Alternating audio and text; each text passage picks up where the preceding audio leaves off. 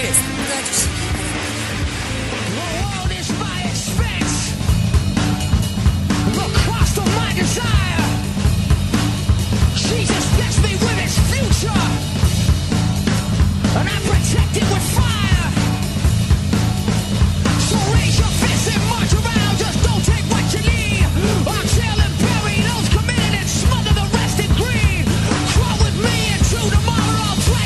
이 박사와 이 작가 이제 165번째 시간 시작하겠습니다.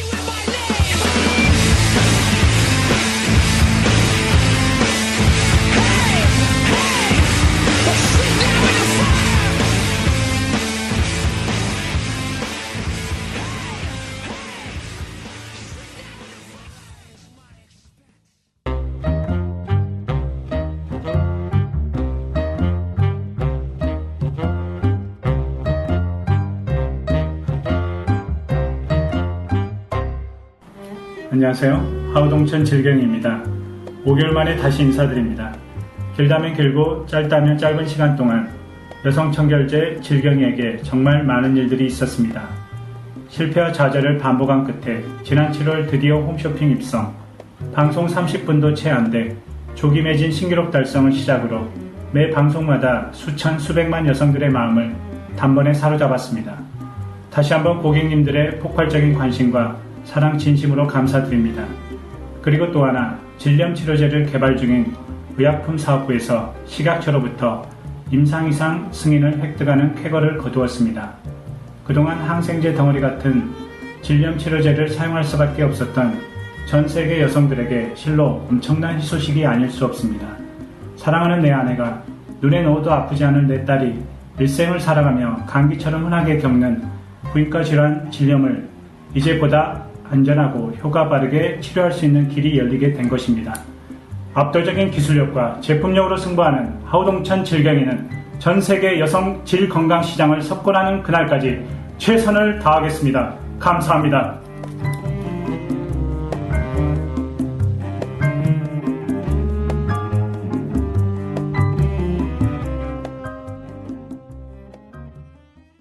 예, 오늘은 방송을 2개를 올릴 건데요. 이게 145? 165 올리고 바로 166을 올릴지, 165 올라고 하루 있다가 올릴지, 그거는 제 마음입니다. 아무 소리 하지 말고 기다려 주시기 바랍니다. 아이, 그래도. 야, 우리 아무리 청취자들은 말을 안 들어.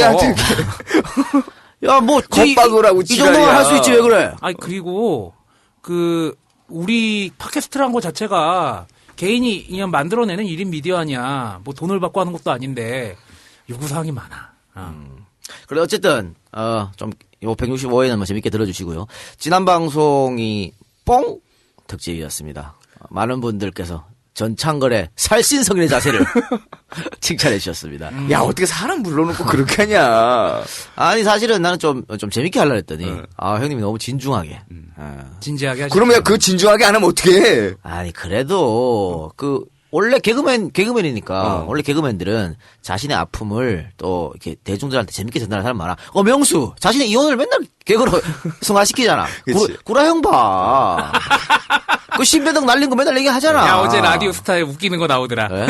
그런데 그래, 그런 줄 알았는데, 이건 또, 마초니까. 다른 것보다 좀 조심스럽죠. 그리고. 여기서 만약에 웃기려고, 드립을 잘못 치면요. 방송 업로드 되고 그 다음날 아침에 전화해봤습니다. 아니 근데 오세요. 그래서 창걸 형이 사실은 저는 제가 개인적으로 생각하는 대한민국에서 제일 웃긴 사람이 2명이야. 김정균, 전창걸. 둘 다 아픔이 있지. 그래서 요즘에 못 웃겨. 지난번에 우리 뒤에 녹음 끝나고 녹음 정리하고 회의할 때 이 작가가 그런 얘기를 했어요. 창걸이 형은 그 사건 이후에 개그감을 다 잃었다. 그러니까 못 웃겨 요새. 사실 정균이 형도 우리가 자주 만나서 술 먹지 않습니까? 네. 그러면 내가 더 웃긴다니까?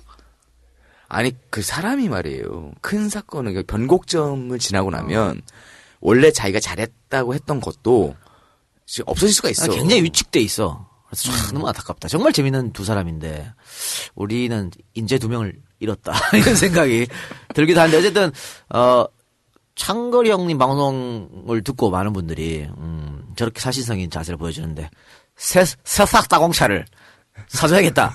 이런. 지난 방송에서 제가 간만에 이 작가한테 개새끼 하면서 욕을 몇 번 했다고 악플이 나오는데, 이 작가의 그 프로 방송 정신을 제가 몰아오른 거예요. 방송 재밌게 하기 위해서 창거리 형을 거의 난도질 하려다 못했지. 저도 이제 비슷하게 당해본 입장에서 그때 트라우마가 생각이 나서 좀 지랄을 한 거니까 이해를 해주세요. 쟤 무서운 놈이에요. 저한테 갑자기 변절자라고 하질 않나. 쟤 대단한 놈이에요, 진짜. 다 방송의 재미를 위해서입니다. 여러분들을 위해서 하는 거니까 이해해 주시고. 근데 새싹땅콩차. 나도 같이 발음이 안 되네. 새싹땅콩차. 새싹땅콩. 말이 구매해 주시기 바랍니다. 그리고 또 마지막에 그 음악에서 왜 조카커. 조카가 왜 유아소 했냐는 투미를 문의를- 넣냐. 카커 형이 시도를. 많이 했어, 일단. 뭘 많이 해. 카커 형 약 좀 약을. 했을걸? 그런, 카코 형 작년에 돌아가셨더라. 가셨어. 그런데, 그 유아소 베리빌 투미를 OST로 쓴 영화가 있습니다. 칼리토라고. 알파치노. 알파치노. 파치노 형의 명령기가 돋보인 칼리토. 그치. 근데 칼리토가 약쟁이에 관한 예, 영화야. 맞아요. 예. 그러니까 이 알파치노가 약의 대부지. 그렇지. 약의 대부여서 뭐 한 15년인가 30년인가 뭐 받았을 거야. 그런데 회개하고 일찍 나와서 마약 가게 된 거 씻고 정말 여인도 만나서 애도 낳고 잘 살아보려고 했는데 그래서 그 여인과 다른 데 떠나가지고 네. 잘 살아보려고 했는데 총에 맞아 죽잖아. 그것도 어이없게. 그렇죠. 네. 네. 그게 뭘 뜻하냐면 이 약색에 한 번 발을 들여놓으면 뺄 수가 없는 거야. 아니야, 우리도 임마 저기 뽕 하시다가 애 낳고 건전하게 사신 분이 있어요. 아, 그래. 지난 방송에서 그 얘기 많이 나오더라. 진짜 약을 몇 번 한 사람은 왜 얘기 안 했느냐. 아니, 저희 그걸 방송에서 지난 앞에서 방송에 다 했는데 뭘 언급했어요. 너무 많이 네. 했어, 우리가. 쭉 일자까지 내가 창이랑 같이 있었다는 얘기가 다 했는데 뭐 다시 옛날 거 들어보세요. 예. 다 나옵니다. 아, 요새 새롭게 청취하시는 분들이 많이 유입이 됐나 봐. 댓글 보니까 또 욕 가지고 뭐라 그러고 뭐 그런 얘기들이 있더라고. 고영주 때문에 불임 사건 해달라는 분이 계시는데 그거 다 했어요. 했어요. 그렇죠. 그러니까 다 그냥 차근차근 들어보시면 됩니다. 어쨌든 사실은 유아소 뷰티풀 투미가 나오면서 아주 그 뭐라 그럴까 그 적도에 따뜻한 기후에 그 마지막에 그 춤추는 장면이 때는. 나오는 네, 댄스 맞아요. 행복한 맞아요. 네. 천국. 그러니까 파치롱이 그걸 꿈꾼 거지. 그곳에서 아내와 아이가 그 여자와 조그만 아이가 춤추고 놀거든. 네. 그런데 아름다운 그렇지. 그 가정을 그러니까 약의 세계에서 벗어나서 그렇지. 이제 좀 행복한 삶을 살아보고 싶었던 게 그 영화의 그 장면이었는데 근데 못 벗어난다 이거야. 결국엔 그러니까 못 벗. 예. 이 칼리토를 보신 분들은 유아스 베리빌 투미가 딱 이 뽕 특집에서 흘러나오면 뭔가 빵 하는 거지. 그래서 넣었다 이런 말씀을 드리겠습니다. 음악은 그냥 넣는 경우가 단 한 번도 없습니다. 다 이유가 있어요. 그래 그러면 시사 문제 이야기 해보도록 합시다. 뭐가 있을까요? 우리 저 무쫄 얘기부터 해볼까요? 야, 원래 우리가 한 정치인을 이렇게 4주, 5주 이렇게 가지 않아요. 아니 근데 무쫄이 계속 언론에 등장하니까. 자 무쫄이 안심번호를 협의를 했다가 한 발 뺐죠. 네. 그러면서 그렇지만 전략공천은 절대 허용하지 않겠다. 근데 또 발을 뺍니다. 우선 추천제는 도용할 수 있다. 저는 무너크요. 한 발씩 빼고 지랄이요. 아니 이게 우리 노사정 합의 관련된 거하고도 비슷한 것 같아요. 그때 얘기했잖아요. 고개 하나 넘을 때마다 호랑이가 떡 하나 주면 안 잡아먹지. 떡 하나 주고 떡 하나 주고 떡 하나 주고. 지금 무쫄이 떡 하나 주고 떡 하나 주고 떡 하나 주다가 나중에 무쫄이 잡아먹기 그치. 생겼어. 그러니까. 떡 없다면 어떡할 거야? 아니 전략공천하고 우선 추천제가 뭐가 다릅니까? 우선 말- 추천제가 전략공천이지. 씨발. 뭐가 달라 야, 이게. 말만 살짝 바꾸는 거예요. 말도 안 되는 소리하고 자빠졌네. 그러니까 이걸 양보를 했는데 또 그러면서 TK 지역만큼은 이 전략공천 없다. 우선 추천제 없다 그랬거든요. 지랄한. 그러다 또 친박이 또 개지랄 하니까 아 그거는 또 쫄았어. 이거 뭐 계속 양보합니다 이제는. 사실은 박 대통령이 원하는 것은 뭐 지난 시간에 언급했습니다만 전체 300개 지역구가 아니야. 여기 TK 거기야. TK 거기 여기만 어떻게 쪼물락쪼물락 하고 싶다는 얘기거든. 좀 나가면 뭐 충청도까지. 근데 여기를 지금 대폭 양보하는 반대로 말이죠. 유승민 전 원내대표. 네. 아, 똑똑해요. 대차게 나왔습니다. 가만히 있지 않겠다. 만약에 TK를 건드리면 가만히 있지 않겠다. 나랑 친한 사람을 하면 물갈이를 하면 가만히 있지 않겠다. 이렇게 얘기하셨습니다. 그러면서 김무성과 청와대의 갈등 둘 다 한심하다 아니네. 이렇게. 그러니까 유승민이가 판을 잘 짜는 거지. 야, 김무성은 보면 그거 같지 않냐? 학교 다닐 때 보면 이렇게 싸움 못하는 애가 찌질하게 야, 너 이리 와봐 그러면 아니 난 그게 아니고 뒤로 돌아가면서 한마디 툭 던지고 튀는 애들 있잖아. 그렇지. 아니 김무성은 그리고 그런 스타일이에요. 저희 유승민 그나마 말 통하는 모소라고 이 작가가 얘기했다가 욕 먹었잖아요. 나오잖아. 아니, 지금 유승민 원내대표가 물갈이 하면 안 된다고 했잖아요. 그러면 지금 대구에 있는 국회의원들은, 친박 빼고, 대구에 있는 국회의원들은 유승민이 존나 좋을 거 아니야, 속으로. 그럼, 그렇죠. 지금 존나 멋있어 보이지. 지금 지들 다 날아가게 생겼는데, 박근혜가 아웃시켜서. 근데, 아니, 이렇게 보호해주나? 대표가 뭘 씨발 보호해주나? 안 해주지? 이렇게 되면 차이점이 생겨요. 또, 지금 대구 지역에 여론이 어떻냐 살펴봐야 되는데, 지금 박 대통령은 유승민을 공천을 안 주고 싶어 하잖아. 그렇죠. 아웃시키고 싶어 하잖아. 저번에 보여줬잖아요. 직접 내려가셔가지고. 그런데, 지금 여론조사를 돌리잖아요? 네. 유승민이가 계속 1등해. 어머, 그럼 얼마나 깝깝할게요. 돌아버리는 거지. 그리고, 이 대구 민심 자체가, 박 대통령 유승민은 이러면 안 된다. 유승민이 미래 권력이다. 이런 지금 분위기가 조성되고 있어요. 왜냐? 대구 계신 분들도 유승민이 정말 똑똑하다는 건 알고 있네. 아니, 왜 그러냐면, 지금 김무성은 PK잖아, PK. 그렇죠. 우리 사람이 아니야. 어? 거기서도 버려지는 게. 우리 사람이 아니야. 우리 사람이 아닌데. 남도 문디. 우리 사람도 아닌데다가 또 지금 대통령 되겠다는 사람이 현 대통령하고 각세가지고 판판이 깨지고 고개 숙이고, 복날의 집주인 앞에 있는 개새끼 마냥 꼬리를 싹 감춰버리잖아. 이러면은, 누가 좋아하냐고, 부산에도 마찬가지입니다. 부산 사나이. 이거 있잖아. 근데 지금 좀 쪽팔리게 씨발. 무조를 저거 어찌할게요, 저거. 부산에서도 돌아섰다. 이렇게 되면요. 갈 곳이 없잖아. 김무성은 대통령 되기 힘들어. 아니, 오죽하면 야당이 불쌍해하는 듯한 그런 모습들이 아유, 계속 나오잖아요. 그러니까, 그래서, 진짜 김무성은 뭔가 한 게 큰 건을 잡혔을 것이다. 안 그럼 이럴 수가 없거든. 아니, 딸내미 그거 말고도 큰 꼴이 다 아이, 있겠어? 또 뭐 있을 것이라는 얘기가 있어요. 야, 그 정도면 거의 집안 다. 근데 그 양반 저기 어디 강연 가가지고 그랬다며.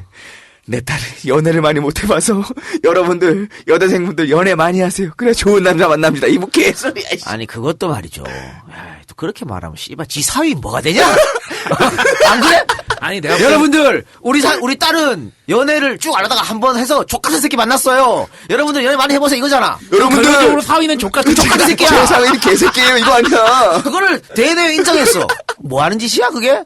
아이고, 야, 지금 답답하네. 여기서 더 뭐가 나락으로 떨어질 게 있겠냐. 그냥 현실을 받아들여야지. 아니 여기서 더 떨어질 게 없으면은 대통령이랑 대거리 해야 되지. 지금 자기 주가를 올린 거 그밖에 없다니까. 그치. 아무것도 없는 사람이 제일 무섭잖아. 지금 말이죠. 비박계 국회의원들이 김무성을 밀어주고 싶어 한 사람이 많아. 대통령 이러는 건 올건이고 말이 안 되거든. 그치. 밀어주고 싶은데 왜 못 나서냐. 김무성이가 저렇게 자꾸 꼬리를 내리는 모습 보여주니까. 대장 역할 못하고 있으면 어떻게 밀어주냐고. 봐봐. 예를 들어서 내가 씨발 새로 난 국회의원이야. 김무성을 내가 존나 밀었어. 막 언론에 나와 떠들고 박대통령 그러면 안 된다 그러고 막 했어. 근데 김무성이가 꼬리를 완전 확 내려버렸어. 너 따라서 병신되는겨. 그렇지. 박근혜가 김무성 볼 것 같아? 저 이덕영 개새끼죠. 야 저거 아웃시켜. 잃어버린단 말이야. 그럼 나만 닭조동계 지붕 쳐다보는 거 아니야? 그러니까 이런 나 같은 국회의원들이 김 대표를 못 믿어요. 밀어줄 수가 없어. 김 대표가 강한 모습을 보여줘야 저 양반이 이제 싸우려고 그러는 모양이구나. 내가 힘을 실어줘야지. 그러니까 주군으로 모실 만한 자격이 돼야 칼을 뽑을 거 아니오. 아니, 그러니까 반대로 자기를 지켜줘야지 차후에 대통령 후보들 뽑거나 그럴 때 김무성도 카바를 받을 거 아니에요. 근데 안 되잖아 지금. 그리고 유승민 쫓아낼 때 사이드 못 쳐줬잖아. 네. 이런 것들이 지금 부메랑으로 다 돌아오는 거야. 가지가지한 거지. 부메랑으로. 물론 김무성한테 그렇게 코치한 참모진이 제일 잘못된 거지만 그것도 뭐 책임은 김무성이 지는 거 아니겠어요? 그리고 지금 또 유승민한테 이해운 시켜가지고 쓱 도와달라 이런 말을 했다고 하는 보도가 있지 않습니까? 아니, 유승민이 미쳤어? 자기 도와줬어야 될 때 도와주지 않은 사람이 지금 도와달라고 그래? 염치가 있어야지 사람이. 그래서 본인이 직접 못 갔나 봐. 쪽팔려가지고. 근데 만약에 진짜 김무성이 그런 생각이 있다면 본인이 직접 가서 달래야지. 직접 가서 그럼. 무릎으로 기어 들어가야지. 아이 그럼요. 잘못했다고. 그래야지. 이러다가 나라 파탄 나겠으니 요번에 내가 지난번에 잘못했으니까 도와달라고 해야지. 그랬는데 어쨌든 김 대표가 존나 양쪽에서 코너가 몰렸죠. 청와대는 청와대도 지랄하고. 이거 찐빠난 거 완전 문제 찐빠났지 뭐. 그러니까 박 대통령의 성적을 몰라서 그런 거야. 일단 지금 찐빠만 하는 상태인데 김무성의 이 탈출구가 유일하게 하나 있어요. 뭐가 있어요? 교과서 국정화. 요게 김무성의 유일한 탈출구야. 왜? 언니 마음을 어루만질 수 있거든. 요거는. 아니 난 반대. 이게 뭐냐 하면은 요번에 한번 한국사 교과서 국정화한다고 해가지고 박근혜 씨가 과연 김무성을 어루만져 줄까? 안 만져주지. 안 만져줘. 박 대통령 절대 안 만져줄 사람이지. 근데 김무성은 박 대통령을 모른다니까. 아니 그러지 말라니까 그러니까 모르기 무성이요. 때문에 요렇게 하면 또 알아줄 줄 알아. 그리고 또 그거 하면서 적당히 자기 아빠 것도 커버가 되잖아요. 그러니까 자기 아빠가 가바치고 1타 2타 씨발, 가는 거지. 저 대통령 아빠 가바치고 뭐 그렇게 해서 지금 하려고 그러는 거야. 그리고 어쨌든 여기로 지금 똘똘 뭉쳐 있으면 당내 분란은 살짝 수그러들 거 아니야. 서청원이랑 싸우고 그랬잖아. 그치. 용서 목소리 못한다 높이고, 그러고. 그만합시다 그러고. 쪽팔린 거야. 어떻게 아니, 서청원이랑 싸우고 앉았냐, 나는 여기서. 유승민 입장이 이해가 돼요. 둘 다 똑같아.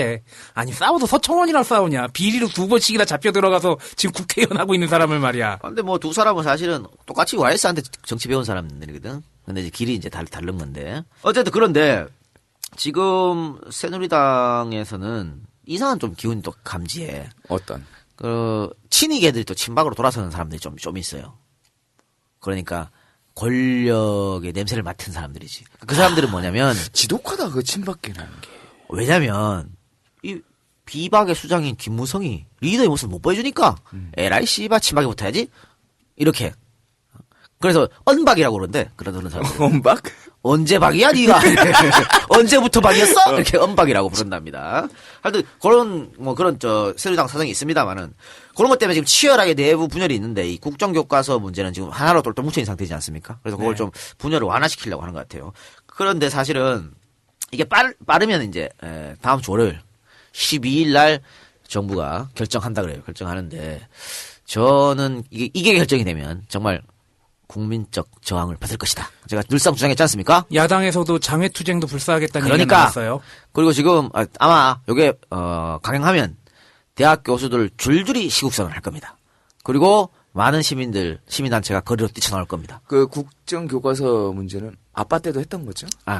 아니 그래서 아빠 때 뭘 했냐면 씨발 5.16 혁명을 4.19 혁명의 정신을 계승한 5.16 혁명 이렇게 썼다고 국정교과서 만들어가지고 에라씨 말이 되니 그게? 그래서 그걸 보고 자란 이순진인지 씨발 나발인지 합창우장인지 뭔지 나발인지 이번에 청문회에서 어버버버버버 5.16 어떻게 생각하냐니까 혁명이라 그러고 이거는 법적으로 역사적으로 쿠데타가 명확하게 된 거 아니냐고 물으니까 말 못해가고 어버버거리고 그 와중에 뒤에 들어오는 그 BGM으로 새누리당 의원 중에 한 명이 성공한 쿠데타는 혁명 아니요?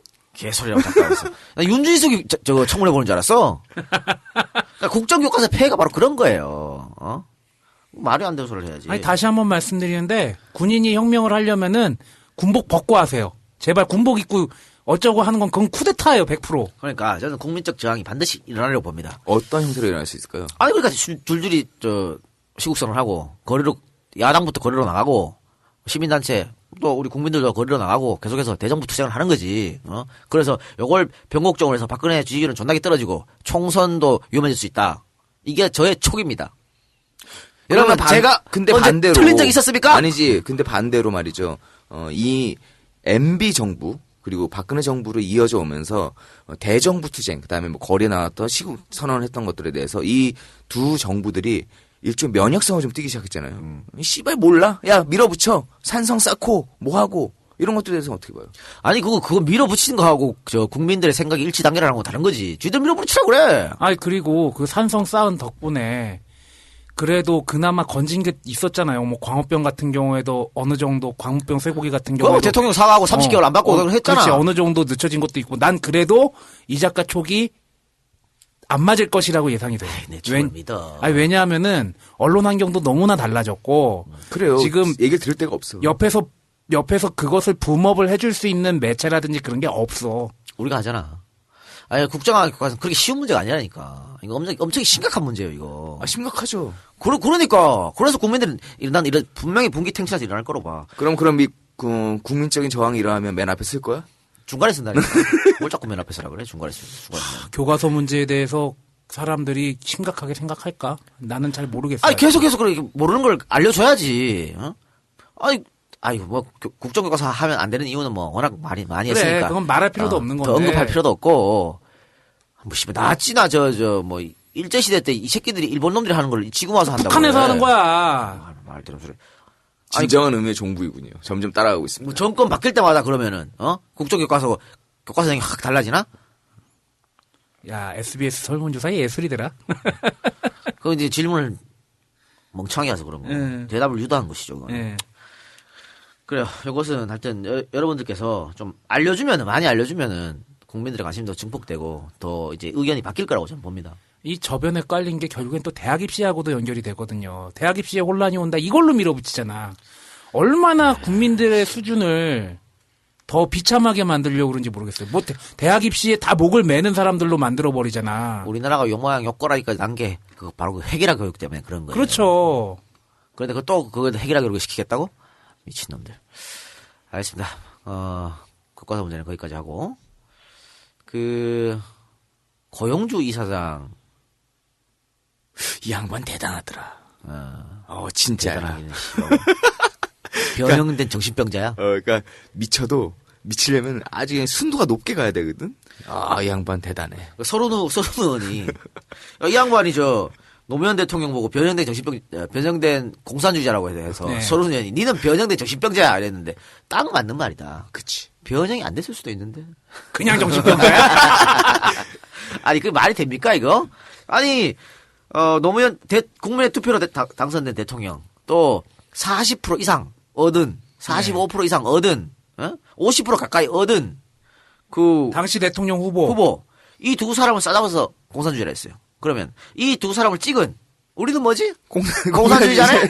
그리고 또 이건 제 말이 아니고요. 지가 그랬어. 지 입으로 고용주가 질문을 새정치학 의원 이렇게 하니까 그 사상을 알고 찍었으면 공산주의자다.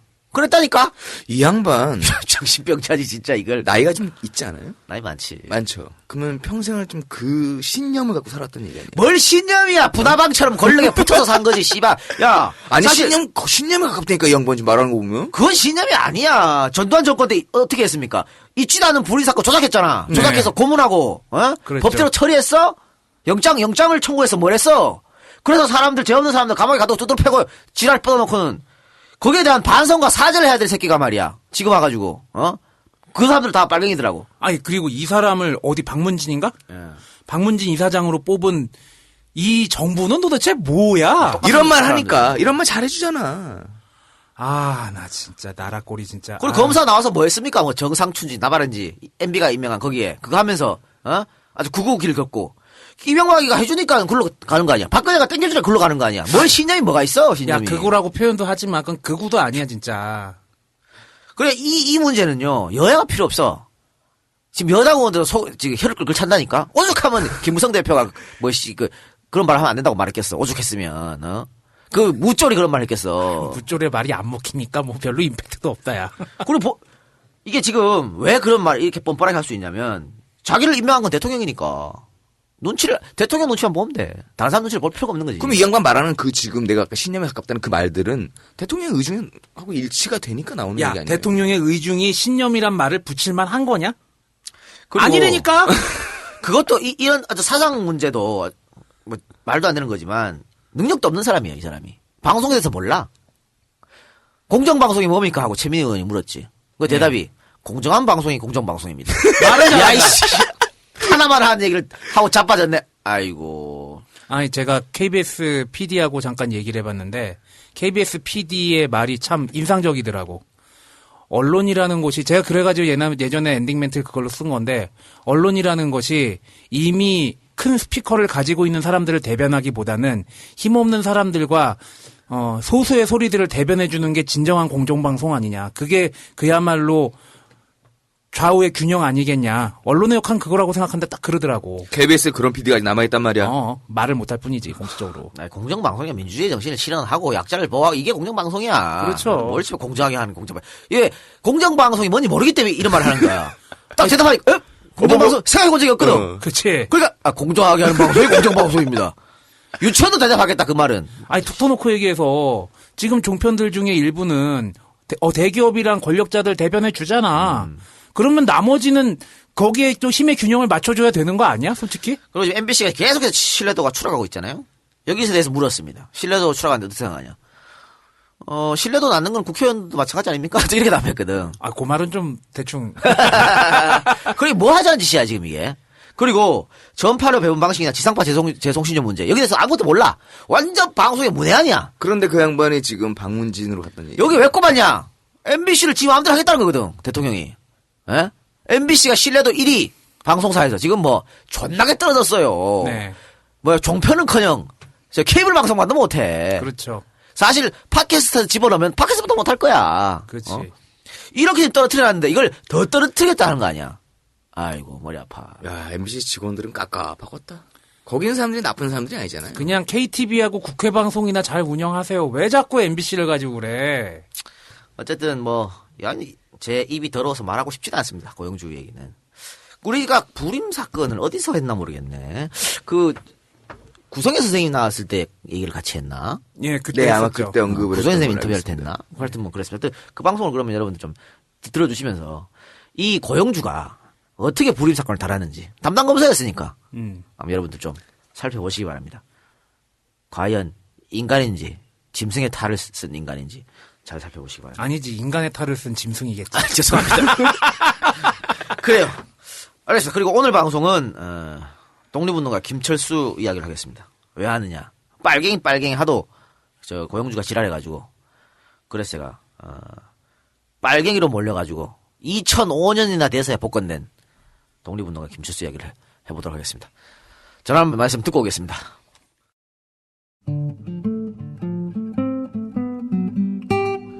소고기 한우 다 똑같은 거 아닐까? 아닙니다. 여기 안티마블링으로 건강하게 키워진 네이처오다 유기농 한우, 이화를 위한 이유식 분쇄, 정말 맛있는 스테이크와 로스용 등심, 가족이 함께 즐기는 샤브샤브, 그리고 유기농 황소곰탕과 멋진 카드에 메시지를 담아 보내는 유기농 한우 선물 세트까지. 이제 단 한 번을 드셔도 건강한 이야기가 있는 네이처오다 유기농 한우와 함께하세요. 이제 단 한 번을 드셔도 건강한 이야기가 있는 네이처오다 유기농 한우와 함께하세요.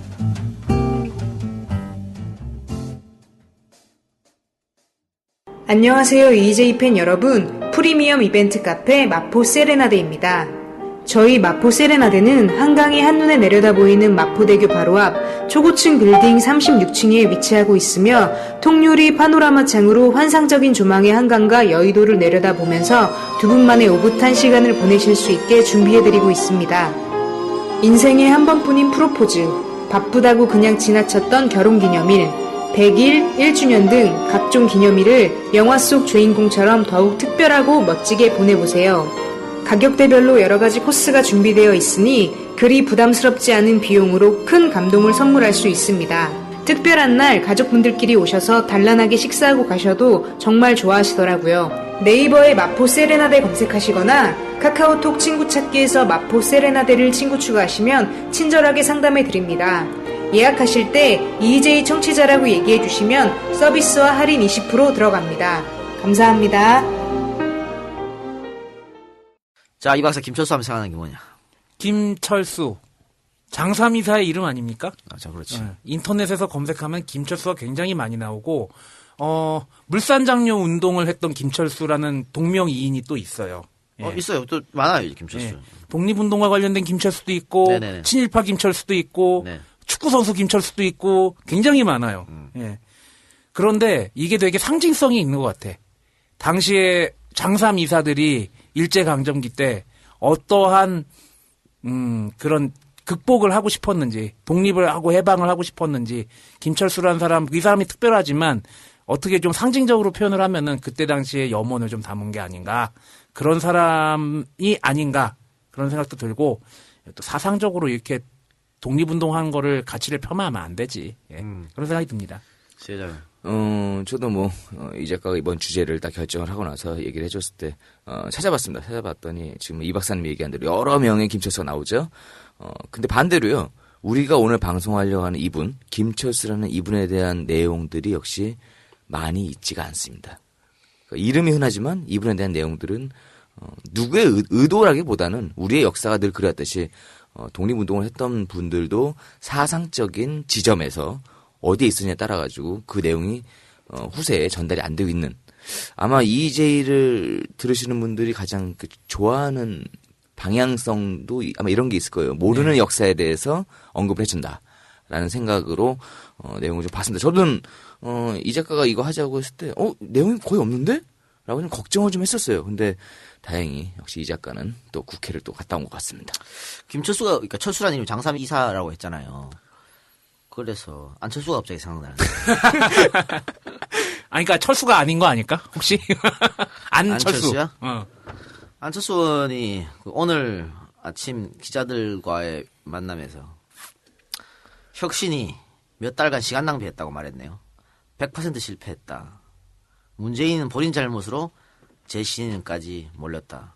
혁신이는 해당 행위를 했다. 이렇게 말했는데 이렇게 생각할 수도 있죠. 근데 지금 이렇게 이런 공격을 할 땐가 되묻고 싶습니다. 지금 새누리당하고 정부에서 교과서 국정화 문제, 또 고영주 이사장 문제 이것 때문에 새정치민주연합이 다 같이 의원들 모여서 특별 성명서까지 발표했습니다. 그러니까 하포를 어디다 집중해야 됩니까? 전혀 감을 못 잡으신 것 같아요. 여기다 이거 말은 했어. 뭐 박근혜 정권 그렇게 하면 안 된다고. 근데 지금 새정치연합에 대고 뭐 해당 행위다 이런 말 할 그 힘을 여기다가 쏟아부어야지. 박근혜한테 쏟아부어야지. 왜 지금 아니 저기는 새누리당은 그렇게 분열하다가 지금 뭐 국정교과서 문제로 지금 합치되는 모습 보이잖아. 근데 우리는 지금 똘똘 단결하고 이거를 막아내야 되는데 여기다 대고 해당 행위다. 문재인의 잘못이다. 이런 말을 왜 하냐고 할 필요가 없어 지금은. 지금 안철수의 시선이 향해 있는 곳은 엄한 곳이다. 이 작가가 안철수 의원에 대해서 얘기했을 때 너무 스포트라이트를 못 받아가지고 조급증이 있는 것 같다는 식으로 얘기를 했었죠.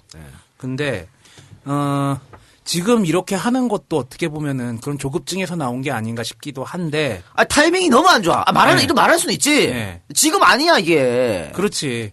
아니 그래서 저도 답답한 거예요. 지금 이 상황에서는 진짜 본인이 그런 의지가 있다면은 적극적으로 국사교과서에 대한 얘기라든지 아니면은 고용주 이사장에 대한 얘기라든지 그런 것들을 조용히 밀어주거나 아니면 더 적극적으로 나서가지고 제일 앞에 쓴다든지 이렇게 하는 게 맞지 않나 싶어요.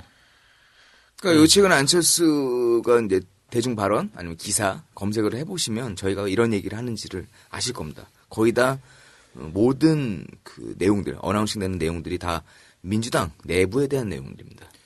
철수 얘기하다 철수형 얘기까지. 그러니까 그 말을 안 한 건 아니야.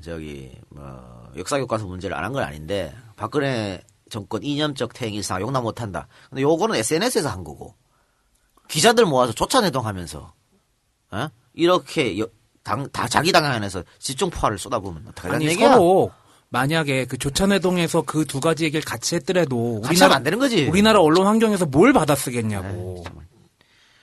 에이, 먹이를 주지 말아야 되는데. 그래. 김철수 얘기 나와서 갑자기 안철수 생각이 나서 얘기한 거고요. 안철수 얘기 안 하려고 그랬는데, 씨. 아니, 김철수 얘기, 오늘 얘기할 때, 저 안철수 얘기 할 것 같은데. 시사하면서 일부러 안 했잖아. 안 했는데, 안철수 얘기가.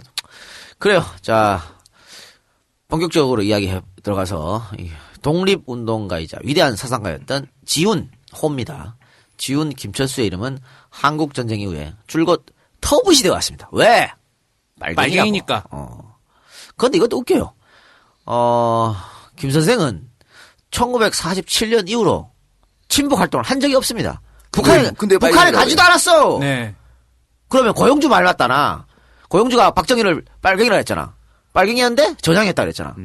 그러면 김철수 선생도 마찬가지 아니야? 전향한 거지. 그런데 왜 씨발 몇십 년 동안 살아있을 때 계속 1급 감시자장으로 감시자 붙이고 그 자손들까지 감시자 붙여서 왜 사람 굴려 못 살게 그랬어? 심지어는 박헌영이랑 대립박도 세운 분 아니에요? 아이 그러니까. 네, 나중에 나오겠지만. 네, 나중에 나옵니다. 근데 터봇이 됐는데 또 이것도 뭐 나중에 나옵니다만은 이 양반 독립운동 한 것도 마찬가지입니다. 왜 사회주의를 기본 바탕으로 했냐? 그걸로 하면 독립운동 잘할 수 있을 거라 생각했으니까. 그런데 그걸 갖다가 빨갱이는 몰라? 독립운동의 사상적 배경만 사회주의였던 거죠. 그러니까요. 그리고 노무현 정권인 2005년이나 되어서야 복권되었습니다. 이때 이제 같이 복권된 사람이 우리 방송에 다 등장했습니다. 김산도 이때 네. 복권됐고 김다냐도 예. 이때 복권됐습니다. 노무현 정권이 가능했던 거겠죠. 그래서 건국훈장 독립장이 수여됐습니다. 그의 육신, 그가 세상을 떠난 지 26년 만인 2012년이 되어서야 국립대전현충원에 안장되었습니다. 또한 그의 후손들은 제대로 된 교육도 받지 못하고 가난과 공안당국의 감시하에 어렵게 살아야만 했습니다. 뭐 초등학교 정도밖에 졸업을 못했으니까요. 근데 상당히 부자였습니다. 김철수 집안이. 예. 그런데 자기 이 독립운동가 자손들은 초등학교도 졸업 못했어요. 그래가지고 누가 독립운동 하겠냐고, 이러면. 손자가 집을 뛰쳐나가고 그랬다고. 우리 집은 왜 이래야 되냐고. 참. 대한 독립을 위해서 한평생을 바쳤던 그와 그 후손들이 해방된 조국에서 이처럼 외면받았던 이유는 단 하나입니다. 그의 이념이 사회주의 사상에 귀초를 두었다는 것이죠. 반공이 국시였던 시절에 김철수 선생은 독립운동가가 아닌 한낱 빨갱이였을 뿐이었습니다. 그 이야기를 한번 해보도록 하겠습니다. 1893년 5월 25일 전라북도 부안군 백산면 온천리 128번지에서 쌀 위탁 판매를 하는 지주 출신 김영구와 어머니 신안 주씨 사이에서 장남으로 태어났습니다. 연속으로 전라도 출신 독립운동가를 태어났네요. 야, 봤지? 내가 씨발 일부러 경상도 출신 독립운동을 다룬 게 아니야! 이것들이 말이야. 영남 패권주의자라고 내가 독립운동가 경상도 사람 한대요. 예, 영남 패권주의자 얘기할 때 영남 패권주의자라고 라고 사투리 썼어요. 참나. 아니, 뭘 그런 걸 갖다 붙이나. 아유. 그래, 어쨌든 장남을 태어났는데 아버지 김영구는 백길에 닿는 동진강 수로를 이용해서 쌀 위탁 판매를 해서 꽤 많은 돈을 벌었다고 합니다. 지주겠지, 지주. 이때 쌀 장사였으면 부자 아니에요? 그러니까요. 김영구는 금전 문제로 당시 상당한 세도가였던 김성수가와 재판을 벌일 정도였다 합니다. 김성수가 그 김성수야? 그래, 동아일보 김성수. 김현수의 형. 그 집안하고, 씨발, 재판 한 번, 이건 쉬운 일이 아닙니다. 야, 너 생각난다, 야. 네. 일단, 지방 유지의 아들인데 지금 야권을 지지하는 네. 이런 팟캐스트를 하고 있지. 그리고 너 지금 누가 맞다이 뜨자면 너 김현장 부른다며. 그래요. 김현장을 제가 부를 텐데, 지금 이 아버지는 누구를 불렀냐면, 허헌 불렀습니다. 허헌. 이분도 우리 방송에 자주 등장하시죠. 네. 이분보다 사실은, 이분도 굉장히 공산주의자인데, 허헌도. 이분의 딸이 유명하지. 딸도 공산주의자인데, 허정숙이라고. 우리 방금 나왔었죠. 프리섹스주의자. 프리섹스주의자. 그래요. 하여튼, 굉장히 유명한 사람입니다, 허헌이. 허헌을, 변호사로 썼을 정도니까, 아버지의 위세가 상당했다. 아버지의 재력이 엄청났다. 우리가 짐작할 수 있겠죠. 김철수 선생의 해관, 그의 어린 시절을 살펴봅시다. 내가 출생하기는 소지주 집에서 났어. 한 벼 천석이나 받아, 아버지가. 벼천석. 오. 그래. 이게 말 그대로 천석군 아니야. 그렇지. 그래. 소지주의 대농가라. 한 350 정도 농사를 지었단 말이야. 돈이 얼마나 많으면 대충 마직이- 얼마라는 이거 거야. 마직이겠지? 여기 다니는 마직입니다. 그때 한 350마지기 정도 농사 졌지.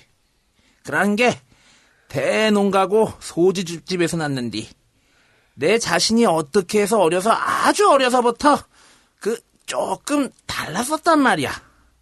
무엇이 그랬는고 허니 내가 지금까장도 어찌서 내가 저 위험한 혁명운동 그런디 참가하려고 특히 없는 사람에게 동정을 하고 6살 먹어서부터 그랬어. 야. 자기 자랑이에요. 거린이 오면 신동. 밥을 갖다 주고 동량을 나가 주기를 다른 사람이 가져가면 울고 그랬어. 그래서 밥을 갖다 저 문 앞에다 주면 밥을 어떻게 맛있게 먹는지 내가 내 밥그릇을 가지고 혼자 거기 가서 먹어보고 그랬단 말이야. 맛있나 안 맛있나 보려고. 그런 것이 어째서 그랬는가? 내가 시방도 몰라. 그래. 그 동량을 돈을 주던지 나락을 주던지 쌀을 주던지 내가 갖다 줘야 좋아하고 남 그 동정하기를 좋아했어. 그래서 그러니까 이게 뭐냐면 이렇게 푸시는 거 좋아하셨네. 돈이 많은 집안이었지 않습니까? 그런데 이렇게 거른들 오면 동정심이 바로 해가지고 스스로가 막 갖다 줬다는 얘기지. 그런데 사실 예전에 그러니까 일제시대 때 또 19세기 후반에 부자들이 다 사실 이 농민들 없이 사는 농민들 착취하고 그랬잖아. 그렇죠. 그냥 무시하고 막 그랬다고. 지주, 뭐 소장 관계 그래. 이런 거였죠. 그런데 이제 이분은 어렸을 때부터 본인이 얘기하잖아. 내가 왜 그랬는지 모르겠어. 이렇게 어렸을 때부터 그랬어. 야, 근데 본투 더 힐러야? 천석에 350마지기 정도 농사 짓는데 소주집집이라고 그러네. 참나. 요즘 말로 하면은 이거 규모가 어느 정도 되는 거예요? 이 정도면? 엄청나지 뭐. 요즘 말로 하면 뭐 강남 좌파쯤 되나? 난 아니라고 봐요. 아니 그 동정하는 게 강남 좌파는 아니잖아. 아니지 이분이 나중에 결국은 독립운동하고 그래서 그렇지. 자기 자신 나빠졌으니까. 나중에 인생을 다 돌아보면 강남 좌파 비슷하겠지. 예. 어쨌든 뭐 개인적으로 강남 좌파란 말 좋아하지 않습니다만 알겠습니다. 그 김철수는 집에서 한문을 읽으면서 독학을 하다가 인근 화호 보통학교에 들어갔습니다. 이 학교는 그의 부친이 교감으로 있었던 학교였는데 어떻게 교감이 됐냐? 돈 써가지고. 야 스케일이 살짝 다르다. 이회영 집안 이후에 이런 스케일 처음 봤는데. 돈 써가지고 내가 교감할게. 톡 내려오는 거지. 하세요 이렇게 된 겁니다. 근데 10살 남짓이었을 때였는데요. 교장 아들이 부정시험을 저질렀는데 담임이 이를 나무라기는커녕 비호하는 모습을 보고 분기탱천 그 길로 학교를 그만둡니다. 소년 김철수 정의의 사도네요. 학교를 그만뒀어. 그 일 때문에 대단합니다. 부정함을 아내씨, 보고 이거지. 아내씨. 빡치신 거네. 그렇죠. 이건 뭐 약산 선생이 학교 다닐 때 그 천장절날 일장기를 똥속간에 쳐넣는 예. 그런 행동하고 비슷하지 않습니까? 윤봉길 의사도 어릴 때 그 신식교육 배운다고 보통학교 갔다가 거기에서 좀 안 좋은 모습을 보고 아내 씨발 그런 다음에 다시 서당으로 갔을 거예요. 그다음에 윤봉길 의사 같은 분들도 아주 어렸을 때부터 독립운동에 관심을 가졌다고 하더라고요. 소년 윤봉길 뭐 이런. 그러니까 이런 거 보면 참 훌륭한 사람은 10대 때부터 이렇게 달라. 그럼 우리는 씨발 훌륭한 사람 되긴 해야지. 왜 그런 새끼들이야. 야, 우린 지금 우리 40이요. 우린 그나마 지금이라도 뭔가 반성하면서 하잖아. 자, 16살 때인 1908년 서당을 열고 있던 한학자 서택한의 제자로 들어가서 선비정신과 함께 민족의식에 눈을 뜨게 됩니다. 훈장 서택한은 그의 제자들에게 우리나라가 다 망해간다. 너희들이 일어나서 독립운동을 해야 한다고 그들의 민족정신을 일깨웠습니다. 김철수는 이런 스승의 영향으로 어렸을 적부터 나라 사랑과 사람 사랑하는 법을 자연스럽게 배우게 되었던 것입니다. 그 좋은 성정과 좋은 그 스승을 만난 거네요. 그니까 어렸을 때 교육은 부모하고 스승이 하는 거예요. 김철수는 중국에서 독립운동을 하다가 1930년 일시 귀국했다가 일경에 체포된 적이 있는데요. 재판장에서 판사는 김철수에게 누구로부터 공산사상을 배우고 영향을 받았는지 물었습니다. 그때 김철수는 주저없이 서택하니오라고 대답합니다. 판사가 갑작스러운 그의 대답에 굉장히 당황했습니다. 왜? 판사는 김철수의 입에서 레닌이나 스탈린 동무의 이름이 나올 줄 알았거든. 야, 너 공산사상 어디서 그렇지, 공산주의 레닌이나 이렇게 나와지 그게. 그런데 서택하니오 하니까 서택하니 누구야? 이렇게 이게 또 그것도 연결되는 것 같아요. 예전에 진짜 진정한 유학자들은 그 공산주의에서 부정적인 면모 다 빼고 이상적인 모습과 우리나라 뭐 아니면 예전에 공통된 그 사상들이 그 이상주의적 사상을 꿈꾸는 게 있으니까 서택환에게 유학을 배우면서 공산주의적 사상과 결부시켰을 때 맞거든. 그러니까 주저없이 서택환이라고 얘기했을 수도 있을 것 같아. 공산주의 이론은요, 이론만 따지면 최고야. 그럼 유토피아 아니야, 유토피아. 다 같이 잘 살자는 거 아니요. 그때 빨개로 몰리는 거 아니야? 아니, 난 이해 안 되는 게, 아니, 자유민주주의 국가에서 공산주의 사상에 대해서 관심 있으면 안 돼? 그러니까. 사상, 양심의 자유가 있잖아. 그러니까. 말도 안 되는 거야. 그리고 북한은 지금 공산주의 국가야? 생 독재 국가지, 개새끼들? 자, 이걸 듣고 있는 검찰은 국가보안법으로 이 박사 잡아주세요. 안 돼! 씨! 난 북한 존나 싫어한다. 브라우닝 원총에 맞을 까고, 이런, 씨. 자, 그때를 김철수는 어떻게 해석했는지 봅시다. 그런 게, 내가 예심 판사가 날 보고 사숙하느니, 너는 누구를 사숙하냐? 하길래 서택환 씨라고 하니까 날 불러가지고 서택환이가 누구? 뭐 하는 사람이냐? 그래서 한학자다라고 함께 다른 사람은 레닌, 스탈린 사숙한다고 그런디 너는 왜 한학자를 하냐? 그랴. 그건 당신 하고 싶은 대로 하고 생각하고 싶은 대로 하지. 나는 레닌, 스탈린은 우리가 사상운동, 정치운동이나 뭐 그런 데서 배울 것이 있는 것이지 내가 근본적으로 반일투쟁을 해야 되는 사상은 그 어른에게서 배웠다. 그런 게 나는 이 어른을 평생을 사숙한다고 한 게 그러면서 그랬냐고 저도 그러겠다고 그러고 말았어. 시원하시네. 그러니까. 그 사숙이란 말이 이제 뭐 존경하는 거. 그렇죠. 같이 포함되면서 사상을, 영향을 받은 것. 이걸 이제 사숙이라고 얘기합니다. 이후에 군산의 금호학교에서 신학문을 접하시게 됩니다. 그리고 1912년 일본의 와세다 대학 정치과에 입학을 하십니다. 돈이 있으니까. 학교를 다니는 동안에는 일본 그 유학생들이 있어요. 이 제일본 유학생의 중심 인물로 독립운동에 매진을 하십니다. 유학생들을 모아서 애국, 애족의 잡지를 발행하고 신입생 환영회, 졸업 환송회, 운동회 등에서는 한반도 지도를 그리고 그 옆에다가 단군 소요라고 적어 넣었습니다. 이순신, 을지문덕, 논계 등에 대해서 이야기하고 반일 사상 웅변대회를 치르는 등 틈만 나면 학생들의 민족의식을 일깨우는 노력을 했습니다. 참 대단하신 분이에요. 쉬운 일이 아니지. 뭐 대놓고 그러기가 쉽지 않은데. 그럼요. 1915년에는 5명의 일본 유학생과 함께 독립운동 비밀 결사를 조직을 하고 민족의식을 고취해 갔으며 단지 동맹도 벌였습니다. 여기서 말하는 단지는 손가락을 자른다는 얘기입니다. 그것을 열지 동맹이라고 합니다. 단지나 열지나 같은 말입니다. 이들은 단지를 하고 그 피로 혈서를 써서 독립을 이루는 그날까지 독립 쟁취를 위해 싸울 것이라고 맹세를 한 뒤 남은 피는 나눠 마셨습니다. 좀 유치한데. 돈결이 같은. 아이 청년들 아니야. 그때 한참 그렇게 불타오를 때죠. 근데 사실 뭐, 이 손가락 끝 잘라가지고 이 혈서 쓴다는 거 대단한 거고. 그렇죠. 예. 그 혈서가 되게 어려운 게 그 혈서를 쓰려면 좀 많이 잘라야 되는데 많이 찢어야지. 그게 많이 찢어야 되는데 겁나거든. 겁나지. 겁나서 한 장 정도 쓰려면 쓰다가 말라요. 마르고 굳고 아니, 그래요. 여기는 찢은 게 아니고요. 끝을 잘랐어. 잘라가지고. 그러니까 피가 굉장히 많이 나왔을 네. 거 아니야. 그래서 혈서 쓰고 남은 거를 나눠 마신 거야. 5명이 다. 이 관련된 내용 김철수 선생님의 말을 들어보도록 하겠습니다.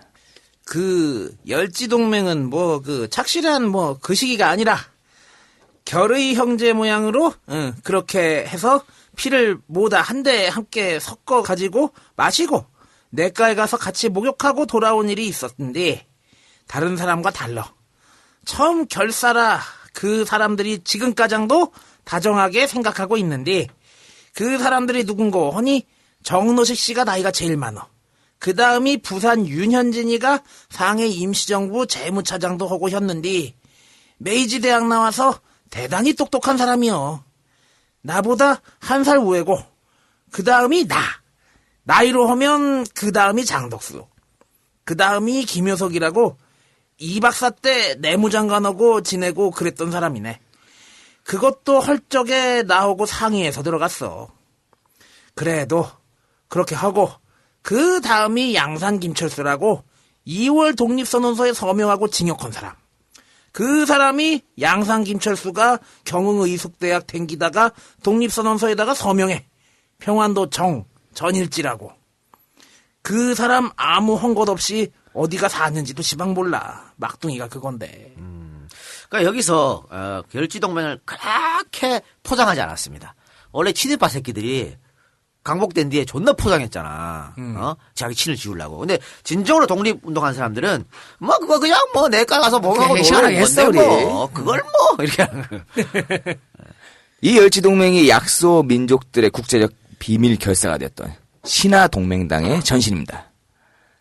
신화동맹당은 김철수가 한국인 유학생과 중국인, 대만인 유학생들이 만든 비밀 결사, 동아동맹회와 열지동맹을 하나 더 합쳐 만든 국제적인 독립단체입니다. 야, 이거 정도면 정말, 그리고 신화동맹당이면 굉장히 그래도 유명한 단체잖아. 그렇죠. 그리고 이건 국제적 단체니까. 이 유명한 단체를 이렇게 참 담백하게 표현하기도 쉽지 않아요. 그러니까요. 예. 이런 신화동맹단은 당시 일본 당국이 금서로 금지하고 있었던 책들을 상해와 국내에서 밀반입해서 일본 내에 배포를 하고 각종 집회 연설, 각종 단체 조직, 독립자금 모금 활동을 벌였습니다. 김효석과 장덕수가 1915년 11월과 1917년 7월에 각각 한국 통사의 표제를 세계 근사로 위장하여 일본에 들여와서 배포를 하는데 이 책을 본 정종익은 안중근의 2등 방문 사살 대목을 읽고 감동을 합니다. 남자 필생의 결사는 오로지 제2의 안중근이 되게끔 배우는 것이다. 라고 결의도 하게 됩니다. 이게 사상 독립운동이에요. 이런 책 갖고 와서 탁 보면서 야 나도 안중근처럼 돼야지. 뭐 다른 게 독립운동이야? 뭐? 이런 사람들 많이 만들어내는 거. 그렇죠. 우리도 지금 왜 독립운동하는 마음으로 방송을 한다고 맨날 얘기하냐면 우리가 방송해가지고 바뀐 사람들이 많잖아. 수도 없이 있잖아요. 그 바뀐 사람들 때문에 그 보람을 느껴 사는 거 아니겠어요? 형저 일배였어요. 그래. 우리도 뭐 5.18 광주 민주화 운동이나 이전의 역사들을 보면서 또 생각이 바뀌고 이렇게 그렇죠. 방송을 하게 된 것도 있죠. 네, 그럼요. 이처럼 유학생으로 중심으로 만든 신화동맹단은 무력 투쟁보다는 사상적인 투쟁으로 민족 정신을 일깨우는 운동의 방향을 집중했습니다. 그들의 목표는 일본 제국주의를 타도하고 새 아시아를 세우는데 전력을 다하는 것이었습니다. 1916년 동경 제국대학에 조선인 관료가 와서 조선계 학생들을 대상으로 친일에 부역하라는 연설을 했습니다. 이 연설을 강당에서 듣고 있던 김철수, 연설 중간에 연단으로 뛰어올라가서 그의 멱살을 잡고 거세게 항의했습니다. 일제 엘리트의 본산이라고 할 수 있는 동경 제국대학에서 연사의 멱살을 잡고 흔들 수 있는 사람이 과연 몇이나 되겠습니까? 누가 할 수 있어? 뭐 비슷하다고 해야 될지 모르겠지만 이게 있습니다. 그거야? 반대 토론을 해야 됩니다. 이거? 난 그것도 생각나고 그 정원식 총리한테 계란 던지고 YS 고대 못 들어가게 하고 예전에 대학들이 그랬었거든. 정원 씨한테 계란 던진 건 잘못한 거예요. 실수했지. 너무 세게 하긴 했지. 근데 그걸로 씨발 얼마나 많은 사람들 고생을 했는데. 그렇지. 근데 순진한 대학생들이 너무 의협심에 불탔어. 그렇지.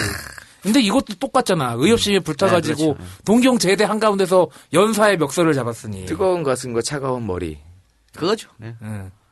그런 의협심과 민족의식이 있었던 사람이 바로 김철수 선생이었습니다.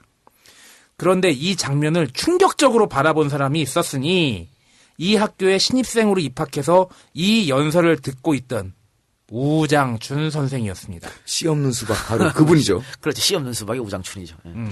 김철수는 우장춘 선생에게 너의 붙인 우범선이 매국한 것에 대해 속죄하려면 조선의 독립과 조선을 위해 네가 배운 바로 봉사해야 되고 절대로 너의 조선인의 성을 갈아서는 안 된다.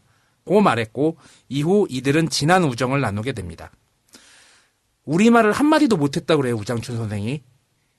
그런데 한국으로 영국 귀국을 했습니다. 이랬던 이유가 한국에 김철수 선생이 있었기 때문입니다. 그리고 이들은 우장춘이 사망할 때까지 가까운 친구로 지냈습니다. 우장춘이 김철수보다 나이가 한 6살 어렸는데 뭐 나이가 뭔 상관입니까? 그렇죠. 그래서 친구로 지냈는데 감동한 거지. 우장춘이. 김철수 선생의 행동을 보고 감동을 해서 네 아버지 얘기하니까 아버지 그 때문에 네가 반성해야 되고 성을 버리면 안 된다. 그래서 성을 버리지 않았고 이제 우장춘을 계속 썼고 또 한국으로 귀국을 해가지고 한국 농업발전에 상당히 기여를 했습니다. 그렇죠. 그건 인정해줘야 되는 거죠. 그래서 우리가 우장춘 박사를 친일파라고 부르지는 않잖아요. 근데 뭐 씨 없는 수박만 얘기하는데 씨 없는 수박은 우장춘 박사가 만든 게 아니고요. 그 일본 사람이 만든 거를 본인이 와가지고 여기서 똑같이 그냥 만든 것 뿐이야. 근데 우리가 자꾸 씨 없는 수박 우장춘이 우리 그렇게 알고 있잖아. 그냥 그거 말고 우장춘 수박 다른 거 할 일이 많아. 근데 씨 없는 수박 이야기하면 오히려 스크래치야 그거는. 그렇지. 네. 네. 다른 사람이 먼저 한 건데 뭐 그거는. 이후에 국내로 돌아온 김철수 선생은 1920년 서울에서 신화동맹당 멤버를 주축으로 사회주의 단체 사회혁명당을 조직합니다. 그러나 김철수가 만든 이 사회혁명당은 우리가 생각하는 단순 공산주의자들의 모임이 아니었습니다. 사회혁명당은 일본 제국주의를 몰아내고 그 다음에 사회주의 국가를 건설하자는 확실한 목표가 있었습니다. 사회주의 혁명으로 계급과 사유재산 제도를 타파하자가 우선이었던 것이 아니고 조국 광복이 최우선이었다는 것입니다. 조국 광복을 위해 어떤 사상이 유리한지 살펴봤고요. 러시아 혁명의 사례를 봤을 때 사회주의 사상이 일본 제국주의를 타파하는데 가장 효과적이라고 판단했던 것이죠. 그러니까 이 모토를 보십시오. 일본 제국주의를 몰아내고 그 다음에 사회주의 국가가 우선이다. 이렇게 말했잖아요. 그러니까 일본 제국주의를 몰아내는 급선무고 사회주의는 그 다음이야. 이 사람들이 생각하는 제일 1의 목표는 공산이 아니었다니까. 일제 타도 이거였던 거죠. 이처럼 사회혁명당의 선결 과제는 대한독립이었지 공산국가 건설이 아니었습니다. 사회주의 단체인 사회혁명당의 민족주의자들이 포진했던 이유도 사회혁명당의 이런 선결 목표에 민족주의자들이 동의했기 때문이었습니다. 김철수를 단순 공산주의자로 매도하기 어려운 부분이 여기에 있는 거죠. 그렇죠. 뭐 무조건 뭐 빨갱이라 그래. 여기서 너무 이야기가 딱딱해졌으니까 부드러운 사랑 얘기 한번 해봅시다. 부드럽게 가라잉. 나는 이제까가 사랑 얘기 막 한다 그러면 옛날 방송 듣잖아요. 부드러운 내용이 없어. 다 이 독립운동 하신 분들 아니야. 어떻게 보면 이렇게 그 느낌이 그런가요? 이 고쟁이를 내려버리는 듯한 그런 싸늘함을 느낄 때가 있어요. 저번 주 아궁이 녹화에서 네. 암살을 이야기했거든. 네. 네. 그래서 약산 선생 이야기를 좀 했어요. 네. 했는데 뭐 여러 얘기가 뭐 그게 편집이 얼마나 될지 모르겠습니다만은 그 출연자들 갑수형도 있고 하니까 출연자들이 좀 세게 했어. 와 이거는 뭐 그 전율을 느꼈다. 그 약산이 대단한 등장하다니 대한민국 사회 뭐 그렇게 좀 했어요. 너 거기서 그 얘기했지 근데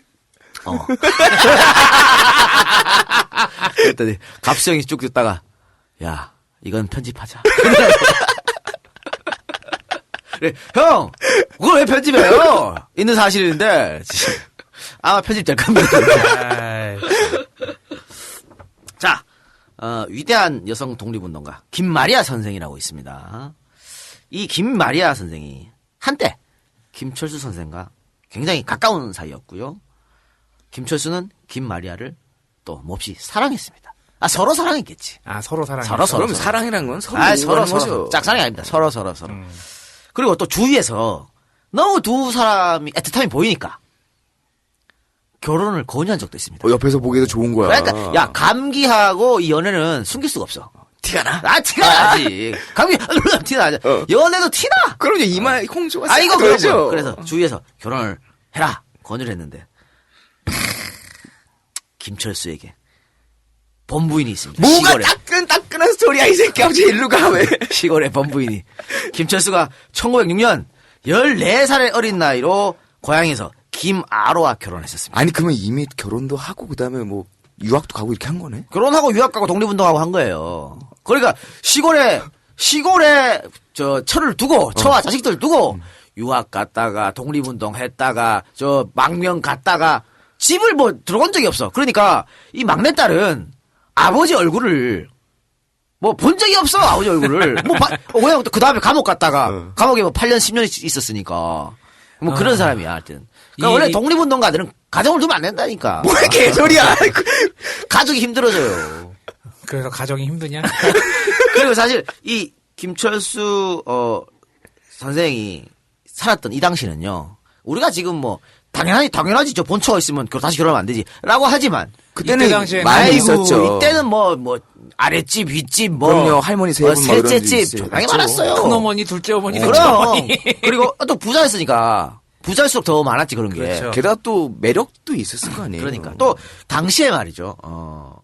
유행이라 그래야 되나 뭐 그래야 되나. 하여튼 지방에서 올라온 엘리트들 서울로 경성으로 올라온 엘리트들은 지방에 못 배우고 좀 뭐 이렇게 집안에서 맺어준 그런 수도분한 수도분한 처가 있고 하나 있고 서울에 올라와서 엘리트 신여성 만나서 결혼하고 이게 유행이었어요. 야 그럼 박정희도 꽤 트렌드를 탔다잉. 간장 아닌데 어따 갔다 치고 지랄이야. 이 방송을 들으시는 유학을 꿈꾸시는 커플 여러분 혼자 가지 마세요. 큰일 납니다. 네, 혼자 가지 마세요. 박정희 얘기 나온 김에 박정희가 1907년에 태어났지 않습니까? 네. 그 2017년이면 몇 주년 됩니까? 100주년. 태어난 지 100주년. 탄신 100주년. 뭐 하겠는데? 뭘 할까요?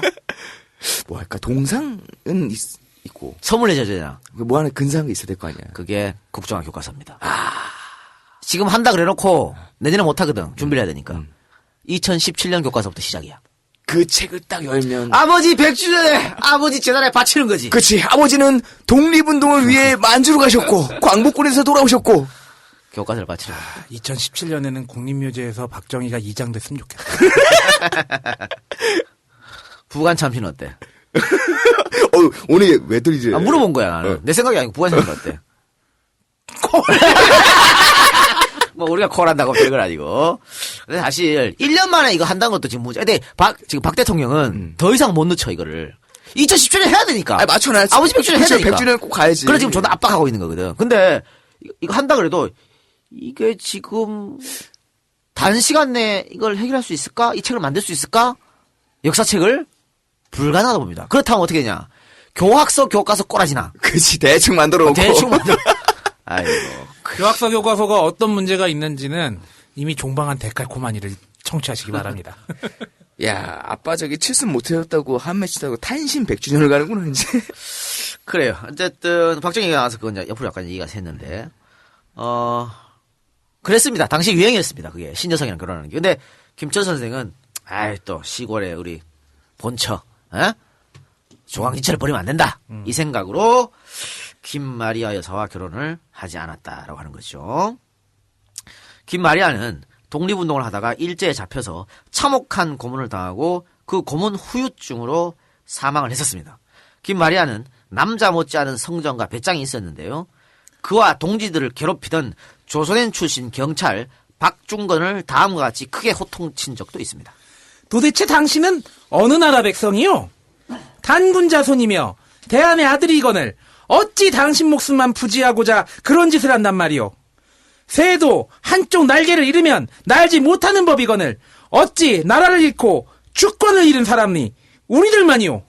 한국 민족 2천만 중 그 절반은 여성인데 남자들의 독립투쟁에 합세해 걸기한 여자들의 용감한 정신력을 위로해주지 못할 망정! 도리어 박해를 가하는 당신은 무엇하는 사람이오? 도대체 당신은 대한인 정신이 있어? 사내에 낚아죽을 쓴 당신이 감히 우리 여자들 앞에서 얼굴을 들 면목이 있어? 시원하시다. 이렇게 말해가지고요. 이 박중건이 무쫄돼가지고 쪽팔려서 도망갔답니다. 쫄아가지고. 이렇게 대단하신 성정을 가지신 김마리아 여사도 있는 반면에 똑같은 김씨인데 저 김알란이도 있구나. 아유 다르지 뭐. 자 이때 이때 잡혀갔을 때 모진 고문을 당했거든요. 그녀의 말을 들어봅시다. 물과 고춧가루를 코에 넣고 가마에 말아서 때리고 머리를 못 쓰게 해야 이런 운동을 안 한다고 시멘트 바닥에 구둣발로 머리를 차고 시멘트 바닥에 구둣발을 하도 머리를 차해가지고요. 이때 그 고문 후유증으로 김마리아는 평생을 머리가 깨지는 듯한 두통에 시달렸습니다. 나 고등학교 때 이렇게 맞았다. 아 그래요. 누구한테? 응? 당시 선생님한테. 그래? 미친놈이구만. 모르겠어. 아유. 그래요.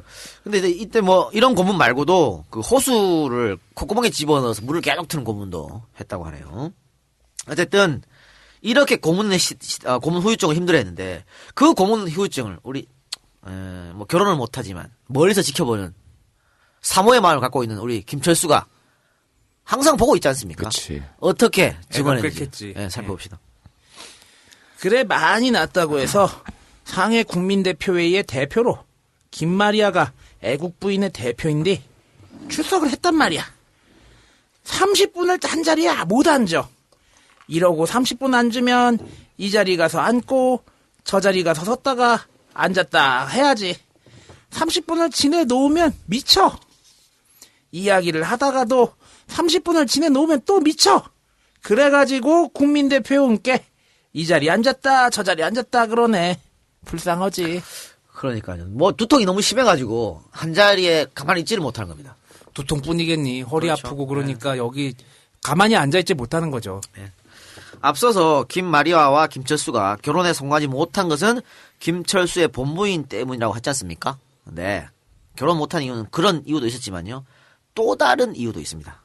김마리아는 생전 숱한 남성들의 청혼을 모두 거절했었습니다. 김마리아뿐만 아니고 다른 독립운동가들도 김마리아를 좋아했습니다. 아니 뭐 독립운동을 목숨 바쳐 하는 사람들인데 같은 독립운동가여서 존경심도 드는 거야. 그래서 많이 청원을 했는데 다 거절했었는데요. 그 이유는 뭐냐? 일제 경찰에게 당한 성고문 때문이었습니다. 이 사실은 김철수도 알고 있었습니다. 알고 있었는데 언제 이 말을 했냐? 시간이 한참 지나고 이 증언을 했어요. 왜냐하면 알고 있지만 이것도 김마리아 선생한테 또 나쁜 영향을 미칠 수도 있잖아. 누가 될까? 성고문 해서. 당했다는 것이. 그래서 말을 안 하고 있다가 나중 돼야 말했습니다. 자, 김철수의 증언을 봅시다. 김마리아. 3.1운동 때 애국부인회 회장 아니여. 그리고 세상의 악행을 다 받아 미쳤어. 그런 김마리아요. 그런데 마리아가 외놈한테 악행을 어떻게 당했던지 다들 입으로 말이 많은디 그 말을 내가 안 하는디 그럴 것 없다. 외놈한테 이제 나 말해버리고 형을 안 당할란다 결심을 했대. 그렇게 말해버리려고. 그랬는디 여자를 데려다가 이놈들이 음부에 불을 달고 가지고 화침질을 데려다가 여기다 화침질을 이러고서 이렇게 문대면 이것이 벗겨질 게 아니여. 그걸 군산서도 그랬대 외놈들이. 그런데 종로경찰서에서 음부에다 화침질을 했네. 헌 것을 보고서는 그냥 혼절을 했어 마리아가. 아주 그냥 머리를 때리고 터지는 소리를 지르고 그냥 욕을 하고 미쳐버렸어. 영영 참말로 미쳤어. 외놈들이 치료를 하려다 못한 게 나가서 치료하고 오니라 하는데 미쳐버렸어. 이거 그러니까 음부에다가 화침질을 하는 것은 그 인두에다가 그 숯을 넣고 지졌다는 얘기죠. 그러니까 거기를 지지면 뭐 어떻게 되겠습니까? 참.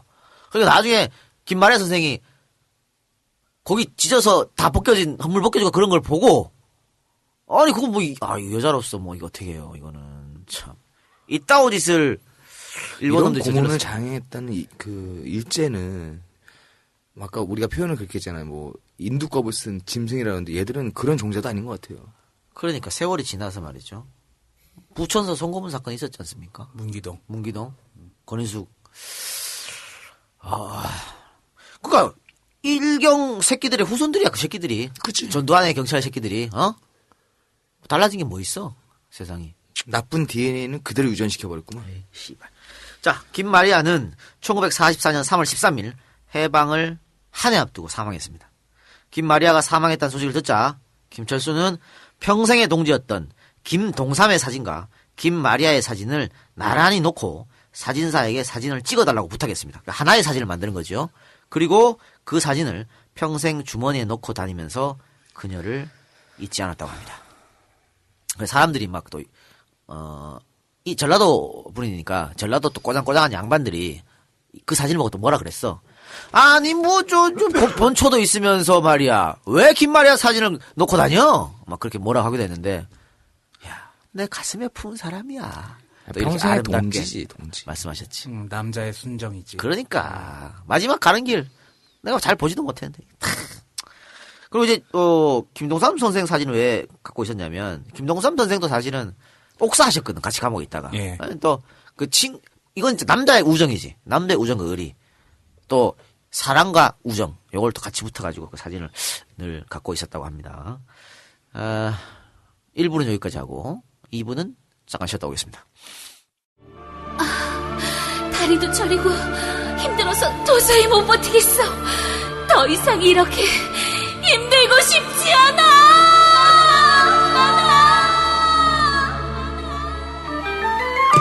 당신의 장 속에 잠자고 있는 숙변, 매일매일 고통받는 변비, 이제는 놓아주십시오. 미궁 장사랑이 남녀노소 모두에게 구렁이 또아리로 가득 찬 빅동의 추억을 찾아드립니다. 장사랑을 만나고부터 난 진짜 카타르시스가 뭔지 알 것 같아요. 장이 살아야 내 몸이 산다. 미궁 장사랑은 국내 60개 오프라인 매장에서 한국인의 장 건강을, 일본, 싱가포르, 중국 등 30여 개 해외 매장에서 외국인의 장 건강을 시원하게 책임지고 있습니다. 검색창에서 미궁 장사랑을 검색하세요. 미궁 장사랑은 혈중 콜레스테롤 개선, 변비 활동에 도움을 주는 천연 성분 제품으로 식약청 허가 건강기능식품입니다. 내가 2년 전까지는 안 그랬는데 요즘 나도 이제 이런 게 필요한가 봐. 요즘 장이 안 좋아. 깝깝하더라고. 변비예요? 변비는 아니고요. 왔다 갔다 합니다. 넌 도대체 몸이 좋은 데가 어딨니? 그러니까. 아니, 우리 이거 샘플로 하나씩 받았잖아요. 네네. 드셔보셨어요? 아니, 우리 마누라 줬습니다. 난 이거를. 저는 사실 매일 설사를 하기 때문에. 설사 개선에 도움되나? 되겠죠. 근데 장을 좋아지게 하는 네. 거니까. 너 술똥 싸는구나. 네. 이게 천연 재료로 만들었다고 하니까 장에 도움이 되는 것 같고, 그 식약청의 제품을 허가 받았고요. 전국에 60개, 해외 30개 가맹점이 있다고 합니다. 아니, 내가 이거를 네. 1일 2회 먹으라고 해서 1일 2회 먹는데. 그래 먹고 있습니까? 예. 화장실에 매우 자주 갑니다. 그렇습니까? 그건 확실합니다. 역시 이런 것 쪽에 임상실험은 우리 이 박사가 제일 적합해. 그러니까 내가 뭐 여기저기에서 광고를 우리가 받잖아요. 네. 그래서 그 광고 받은 것 중에 뭐 다른 데도 효과가 되게 많았지만 특히나 저한테 도움이 많이 됐던 데가 바디뷰하고 여기 같아요. 미궁 장사랑. 네. 여러분들 많이 사랑해 주시고, 이분이 일단은 메일로 주시기를, 영세기업들 이 작가님 말씀대로 정말 너무 어렵다. 사활을 걸고 생활하고 있다. 이렇게 써주셨어요. 그리고 효과와 안정성 고객평가가 3년 이상 검증된 제품이라고 자신있게 말할 수 있답니다. 법적인 문제, 허가 문제 전혀 이상 없으니까 씩씩하게 밀어주길 부탁한다고 해요. 그 장 쪽이 좋아야, 사실 그래요. 이게 장 쪽이 좋아야 이 성적인 에너지도 제가 보면 유통이 잘 될 것 같아. 그래요. 생각을 해봐. 성적으로 뭔가 우리가 불꽃이 딱 튀기려면 그 와중에 속이 안 좋거나 변비가 있거나 뭐 더러운 얘기라고 지랄. 그러면은 그게 이제 성욕이 떨어진다니까요. 어쨌든 씩씩하게 밀어드리겠습니다. 그 포털에 뭐라고 검색하면 된다고요? 미궁 장사랑이라고 검색하시면은 www. 없이 migungmall.com 미궁몰.com 이라고 나옵니다. 미궁몰.com. 예, 그리고 뭐 미궁 장사랑 검색하시면 나오니까 들어가셔가지고. 근데 이거 뭐 어떻게 된 액체예요? 그 알약이에요? 뭐예요? 분말이에요, 분말. 분말이에요? 그 왜 예전에 우리 날아갈 것 같아요. 뭐 아락실. 그거예요? 예, 그러니까 약은 아니니까 이제 식품의약품안전청에서 뭐 허가받은 건강 보조 식품 뭐 그런 식이잖아요. 근데 과리평이라고 봐야 될 것 같아요. 예. 하여튼 장 트러블이 있는 여러분들께서 많이 애용해 주시기 바랍니다. 현대인들이 스트레스 때문에 많이 좀 그런 게 많잖아요. 네. 난 또 과민성 대장염이잖아. 알겠습니다. 우리 방송 들어가겠습니다. 1920년 가을입니다. 민족 대표 33인 중에 한 사람이었던 최린의 집에서 김철수, 최팔룡, 이봉수, 주종건, 이증림, 도용호, 김종철, 최혁, 홍주, 엄주천, 장덕수 등이 모입니다. 이들은 먼저 일본 제국주의를 몰아내고 그 다음에 사회주의 국가를 세우자는 목적으로 조선 최초의 정치 결사체였던 사회혁명당 결성에 주도적으로 참여를 합니다. 이들은 조선 독립을 위해 민족 운동자들과 손을 잡고 훗날 사회주의자들의 힘을 길러 사회주의 혁명을 하고자 했습니다. 이들은 조선 본토에서 활발한 조직 활동을 해나갑니다.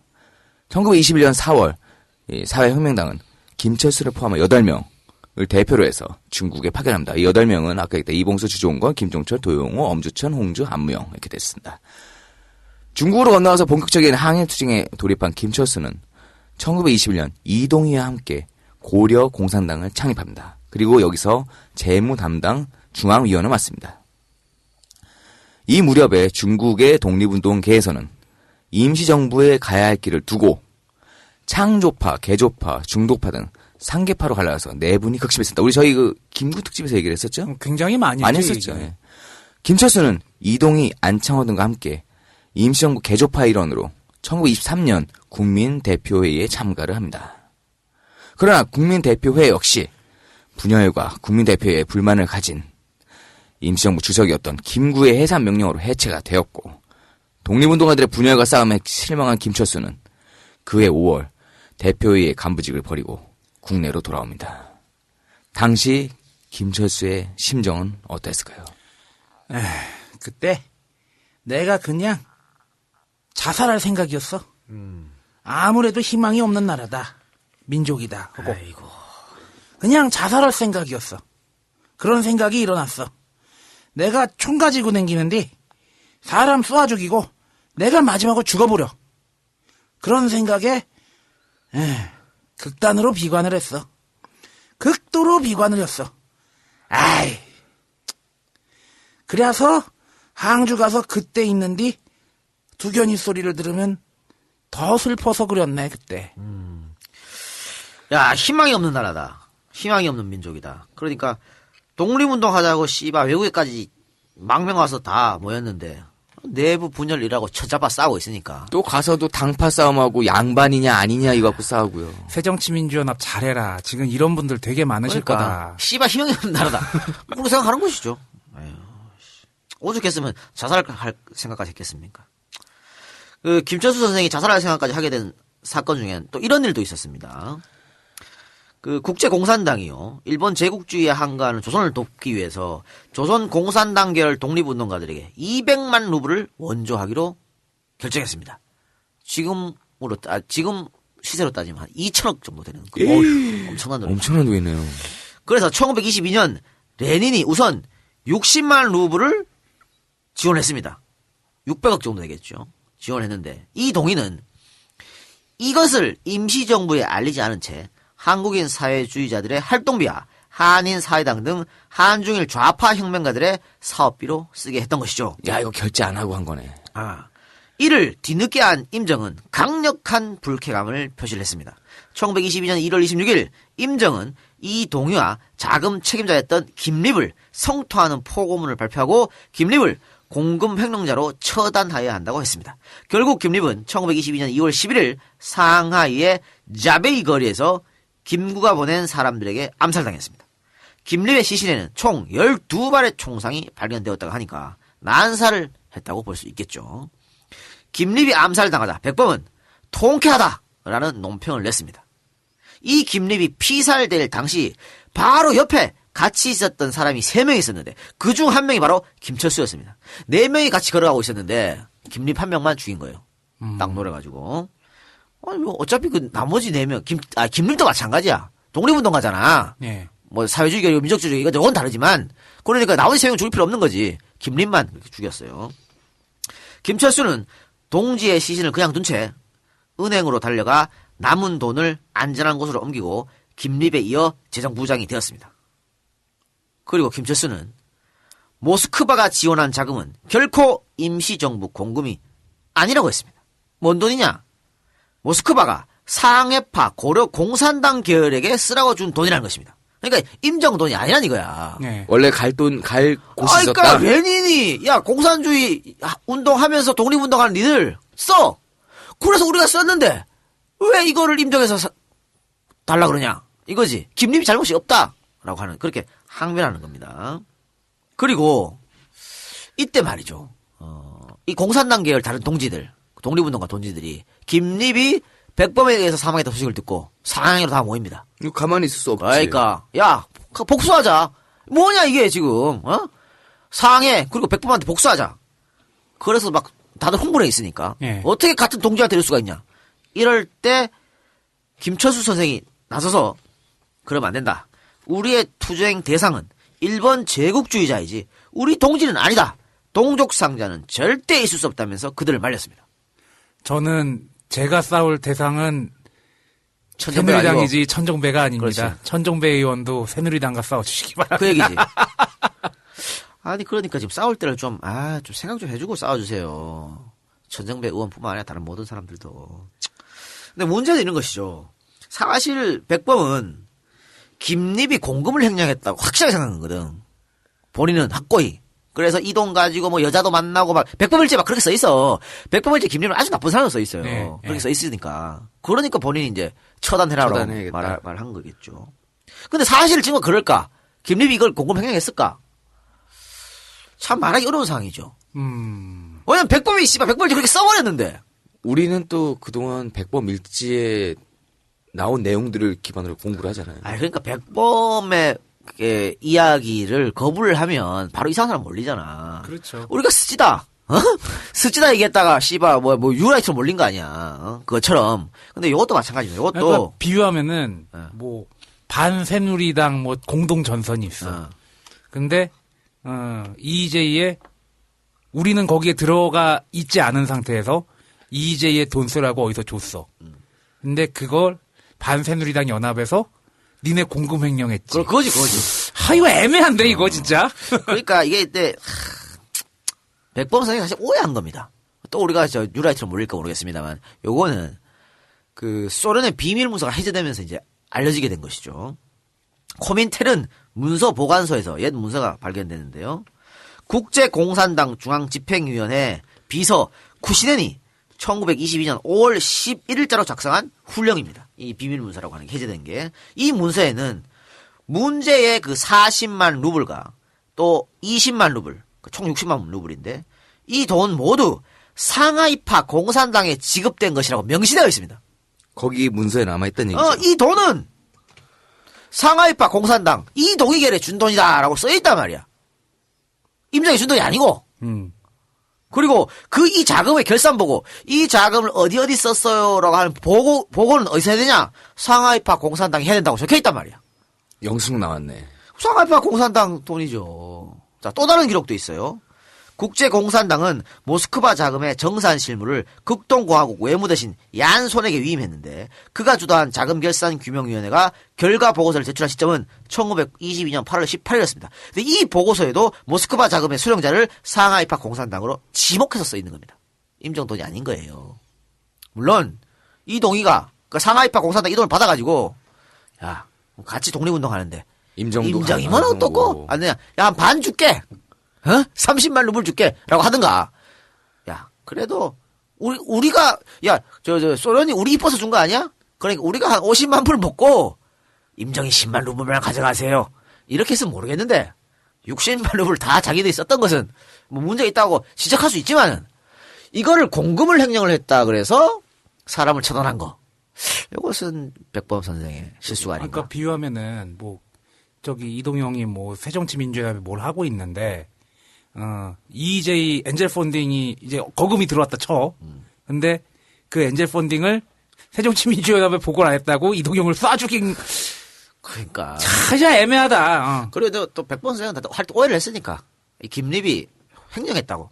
그러니까 자기 개인을 위해서 썼다고 생각했기 때문에. 진짜 나쁘게 썼더라. 그래서 이제 백범 일체 그렇게 써 있는 건데요. 문제는 그렇습니다. 그러면 김립은 뭐가 돼? 김립은 독립운동가인데 백범일지에서 그렇게 쓰는 바람에 천하의 나쁜 놈으로 지금까지 돈 횡령하고 지금까지 그냥 김립은 나쁜 놈이야. 역사는 바로잡아야 될 거 아닙니까? 예? 독립운동가 했던 사람을.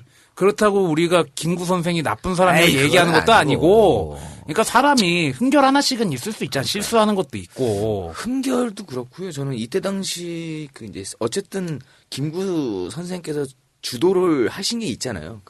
임정 주도하에 뭘 했다라고 하는 거기서 요런 그림이 좀 마음에 안 들지 않았을까? 그렇게 판단할 수 있는 거지. 근데 요거는 사실 김구 선생 생각만 그런 게 아니고 당시 임정의 주요 간부들이 다 이렇게 생각했어요. 김립이 해쳐먹었다고 다 똑같이 생각했어. 그러니까 아마 자기들끼리 토론을 했겠지. 모여가지고. 그러니까 이렇게. 이게 우리 돈이냐 아니냐. 모스코바에서 임정해준 돈이라고 생각을 했던 것 같아요. 근데 이건 고려공산당 우리 별도로 있는 조직에 준 거다라고 얘기했고 그 안에서 아마 임정 중심으로 다 똘똘 뭉쳐야 되는데 쟤는 왜 따로 놀아라는 생각도 했을 수도 있어요. 그 생각이 네. 좀 그게 좀 많이 있지 않았을까. 그래요. 하여튼 저는 김립에 대해서는 우리가 다시 한번 생각해야 된다. 본인은 존나 억울할 수 있잖아. 그치. 이로써 이재희는 빨갱이로 몰리는 거야 다시. 그래요. 자, 그걸 거기까지만 하고. 예. 김철수 선생은 국민대표회의에서 실망과 좌절을 안고요. 1923년 7월 국내로 들어왔습니다. 동지들을 다시 규합하고 독립운동 자금도 마련할 계획으로 국내에 잠입을 했는데요. 잠입한 때 일제 고등경찰 최택 경부에게 검거돼서 1년간 거주 제한 조치를 당했습니다. 1925년 12월 조선공산당에 입당하였습니다. 이듬해인 1926년 60만세 사건으로 제2차 조선공산당 간부진이 대거 검거되자 그해 9월 제3차 조선공산당을 결성하고 조선공산당 책임비서로 취임함으로써 사회주의 계열의 거두로 우뚝 서게 됩니다. 그러니까 사회주의 계열에 우뚝 섰는데 이제 박헌영이 나쁜 놈이라니까. 이 박헌영이 몰아낸 거 아니야. 김철수 선생을. 그걸 계속 해봅시다. 예. 그러나 공산당 조직이 와해되는 과정에서 1928년 만주로 망명을 합니다. 1929년 중국 지린선 돈화현에서 윤자영, 김용만 등과 조선공산당 재건설준비위원회를 조직해서 위원장이 되었고요. 그해 말 귀국해서 국내에서 조선공산당 재건을 위한 활동을 하다가 1930년 2월 일본 경찰에 치안유지법 위반으로 체포돼서 징역 10년을 선고받았습니다. 요때 당시 김철수 선생의 변호를 가인 김병로 선생이 담당했습니다. 뭐 빨갱이를 변호했으니까 김병로 선생도 빨갱이가 되는가? 그럼 우리나라 검찰들이 가장 존경하고 변호사들이 존경하는 그분도 빨갱이라는 그렇지. 얘기죠. 아니 뭐 저 고영주 논리라면 그 논리야. 김병로 선생은 다른 정치범에 비해 지나치게 많은 형량을 받은 김철수에게 항소를 제의합니다. 그러나 김철수 선생은 적의 법정에 포로로 잡혀왔으니 항소는 필요 없다고 단칼에 거절하고 옥고를 치르셨습니다. 아 이런 기계. 참 대단하다. 안 해 씨바 이거지. 그러니까 왜 다른 독립운동하셨던 분들 되게 많은 거사를 치셨던 분들 계잖아요. 이것은 내가 지금 여기 온 거는 니들의 법을 어긴 게 아니라 나는 너희하고 전쟁을 해서 포로로 전쟁 잡혀온 포로다. 거지. 라고 얘기를 하셨죠. 너라면 항소하겠니 안 하겠니? 전 합니다. 솔직히 나도 해. 합니다. 김회장 써서. 김회장 써서 합니다. 경성형무소 독방에 갇힌 김철수 선생은 모진 고문으로 몸이 만신창이가 되었고요. 기관지염, 위경련 등까지 앓게 되어 몸이 말이 아니었다고 합니다. 딸 김금남이 매일 송장을 찾아가려고 형무소 앞에서 대기하기까지 했을 정도였다고 합니다. 우리 아버지 오늘 일 하시니까. 얼마나 고문을 심하게 그러니까. 당했으면. 그의 동지 김동삼 선생도 이때 같이 감옥에 있었는데요. 김동삼의 아들도 아버지의 송장을 찾으려 형무소를 찾아오기도 했다고 합니다. 이렇게 찾아오는 자식들의 심정은 어떨까요? 두 분 다 독방에 계셨거든. 네. 아주 악독하게 고문하고 독방에 쳐놓고. 아유 나쁜 놈의 새끼. 김철수 선생은 열악한 감옥 생활 중에 어렵게 국화 한 분을 얻은 적이 있었는데요. 그 기쁨을 친구 김동삼 선생에게 일광욕장 마당 흙 위에 써서 보였습니다. 별거 하사 다 송영, 영국 당석 우영월. 그냥 한글로 해 이 새끼야. 멀리 동쪽에 달이 떠다니니 꽃달 마음도 희다. 여기에 김동상 선생이 또 시로 화답을 했습니다. 국화는 동쪽의 달빛에 비춰야 하거늘 독립운동을 해야 하는 우리가 왜 감옥에 있는가. 그렇죠. 감탄이네, 감탄. 아, 독립운동을. 이걸 또 시로 주고받잖아. 아, 운치도 있는 사람들이야. 있으신 분들이. 대단하신 분들입니다. 예. 자, 김동삼 선생 이야기했는데요. 그 일송 김동산 선생은 감옥에서까지 단식 투쟁을 하면서 일제에 저항한 조선 최고의 레지스탕스였습니다. 그러나 1937년 일제의 가혹한 고문을 견디지 못하고 광복을 보지 못한 채 옥사하고 말았습니다. 언젠가 김동삼 선생도 우리가 해야죠. 한번 다뤄야죠. 그렇죠. 뭐 김병로 선생 이야기도 했습니다만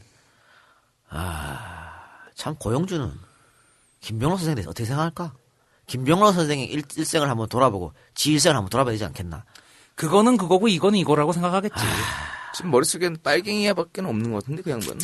아니 우리 사법부도 지금 우리 저 사법부 그리고 또 저 법조인 모두가 저 김병로 선생의 마음가짐, 김병로 선생의 사상을 다 배울 필요가 있어요. 여러분들도 김병로 특집을 다시 한번 들어보시기 바랍니다.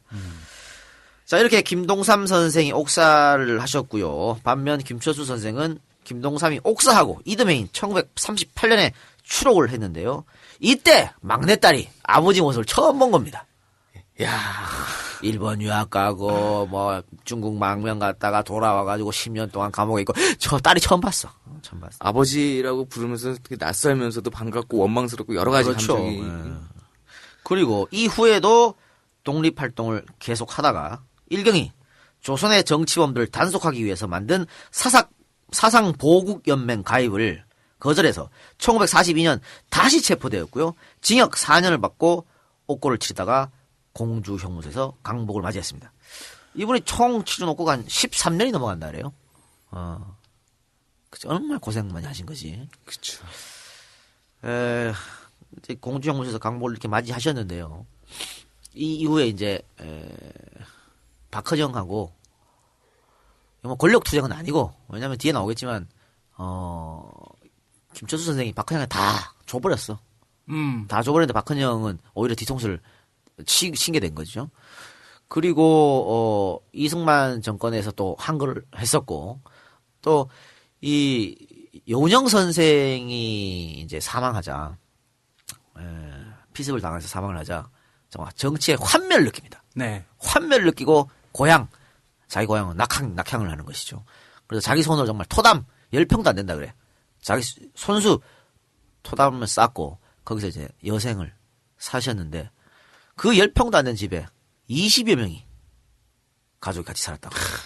그래요. 오늘은 요렇게 광복 될 때까지만 말씀을 드리고 광복 이후에 김철수 선생의 생애 또 가슴 아파. 마지막에는 또 뒤에 가면 또 아유 참 정말 잣 같은 이야기가 나올 맞아요. 수밖에 없는데 네. 그 이야기는 다음 시간에 하도록 하겠습니다. 또 고영주 덕분에 또 새로운 또 새롭진 않지. 안 돼. 또 김철수 선생도 몰라. 모르지, 누가 알아. 모르죠. 사회주의 독립운동은 아무도 몰라요. 그러니까 아, 진짜 자료도 없다니까요. 우리 방송이 뭐 그래서 하는 거 아니겠습니까? 네. 그래서 다음 주 김철수 선생 2부 기대해 주시기 바랍니다. 오늘은 방송을 여기서 마치도록 하겠습니다. 엔젤 펀딩 소개해 주시기 바랍니다. 참 엔젤 펀딩이 저번에 제가 어렵다고 말한 대로 갑자기 늘어났어요. 갑자기 늘어났고 조합 가입한 분들 너무 많이 늘어났는데 하지 마세요. 이게 네. 이 작가가 바랬던 거는 원래 계셨던 분들의 조합비를 내달라고 했는데 다시 가입하시면 또 머리 아파집니다. 네. 물론 다시 가입해 주세요. 조합비를 아이, 감사하죠. 납부해 주시면 고맙죠. 너무 감사합니다. 고맙긴 한데 저희가 돌려줘야 될 부담이 점점 많아지기 때문에 그러나 조합 가입하신 여러분 정말 대단하신 분이고 박수 네, 쳐드리겠습니다. 감사합니다. 네. 그리고 오늘 녹음은 아마 오늘 녹음에 사실은 우리 관객 여러분들이 한 반 정도밖에 안 오셨는데 이건 아마 10월 9일 내일 한글날이니까 한글날에서 다들 놀러 가신 것 같아요. 꼈죠 네. 지금. 그런데 여러분들 이제는 조용합니다. 술을 안 팔기 때문에. 어떻게 방송 듣기 괜찮으시죠? 지금 집중해서 듣고 있어요. 네. 별로랬는데? 듣고 있다고 소문 든 거야. 아니가 그래요? 노가 아니고 듣고 잘 듣고 있다고 소문 든 거야. 이 개새끼야 정말 알아야 될 거 아니야. 왜 방송 미안해. 마지막에 욕하고 지랄이야 이 새끼야. 그리고 하여튼 지금 맥주 정도는 가능하니까. 네. 또 김밥도 있고 라면도 있고. 맛있어요 김밥. 예, 오징어도 그리고 있고. 재고떨이로 지금 일시적으로 소주도 팔고 재고떨입니까? 예. 소주 드시지 마세요. 소주는 제가 다 먹겠습니다. 그래서 많이 또 오시기 바라고. 자, 엔젤 펀딩 소개해서 마치도록 하겠습니다. 제공 이재천 존경합니다 형 이재희 화팅 강혜숙 이명주 성지 러블리 민경 오하나 이상입니다. 고맙습니다. 고맙습니다.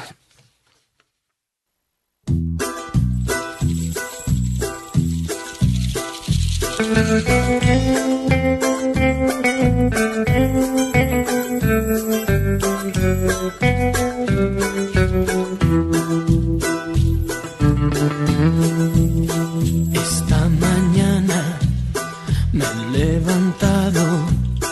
Oh, bella ciao, bella ciao, bella ciao, ciao, ciao. Esta mañana me he levantado y he descubierto al invasor.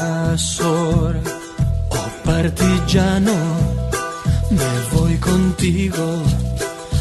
Bella ciao, bella ciao, bella ciao, ciao, ciao, partigiano, me voy contigo porque me siento aquí morir.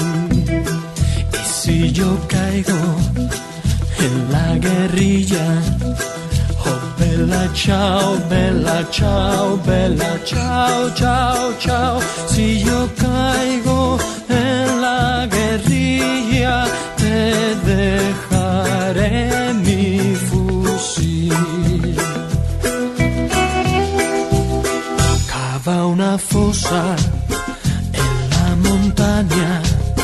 Oh bella ciao, bella ciao, bella ciao. Cava una fosa en la montaña a la sombra de una flor. Así la gente cuando la vea, oh bella ciao, bella ciao, bella ciao, ciao, ciao. Así la gente cuando la vea gritará revolución. Esta es la historia de un guerrillero.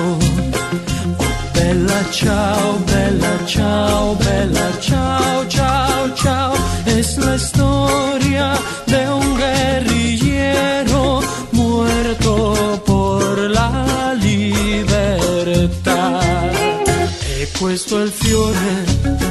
del partigiano. Oh bella ciao, bella ciao, bella ciao.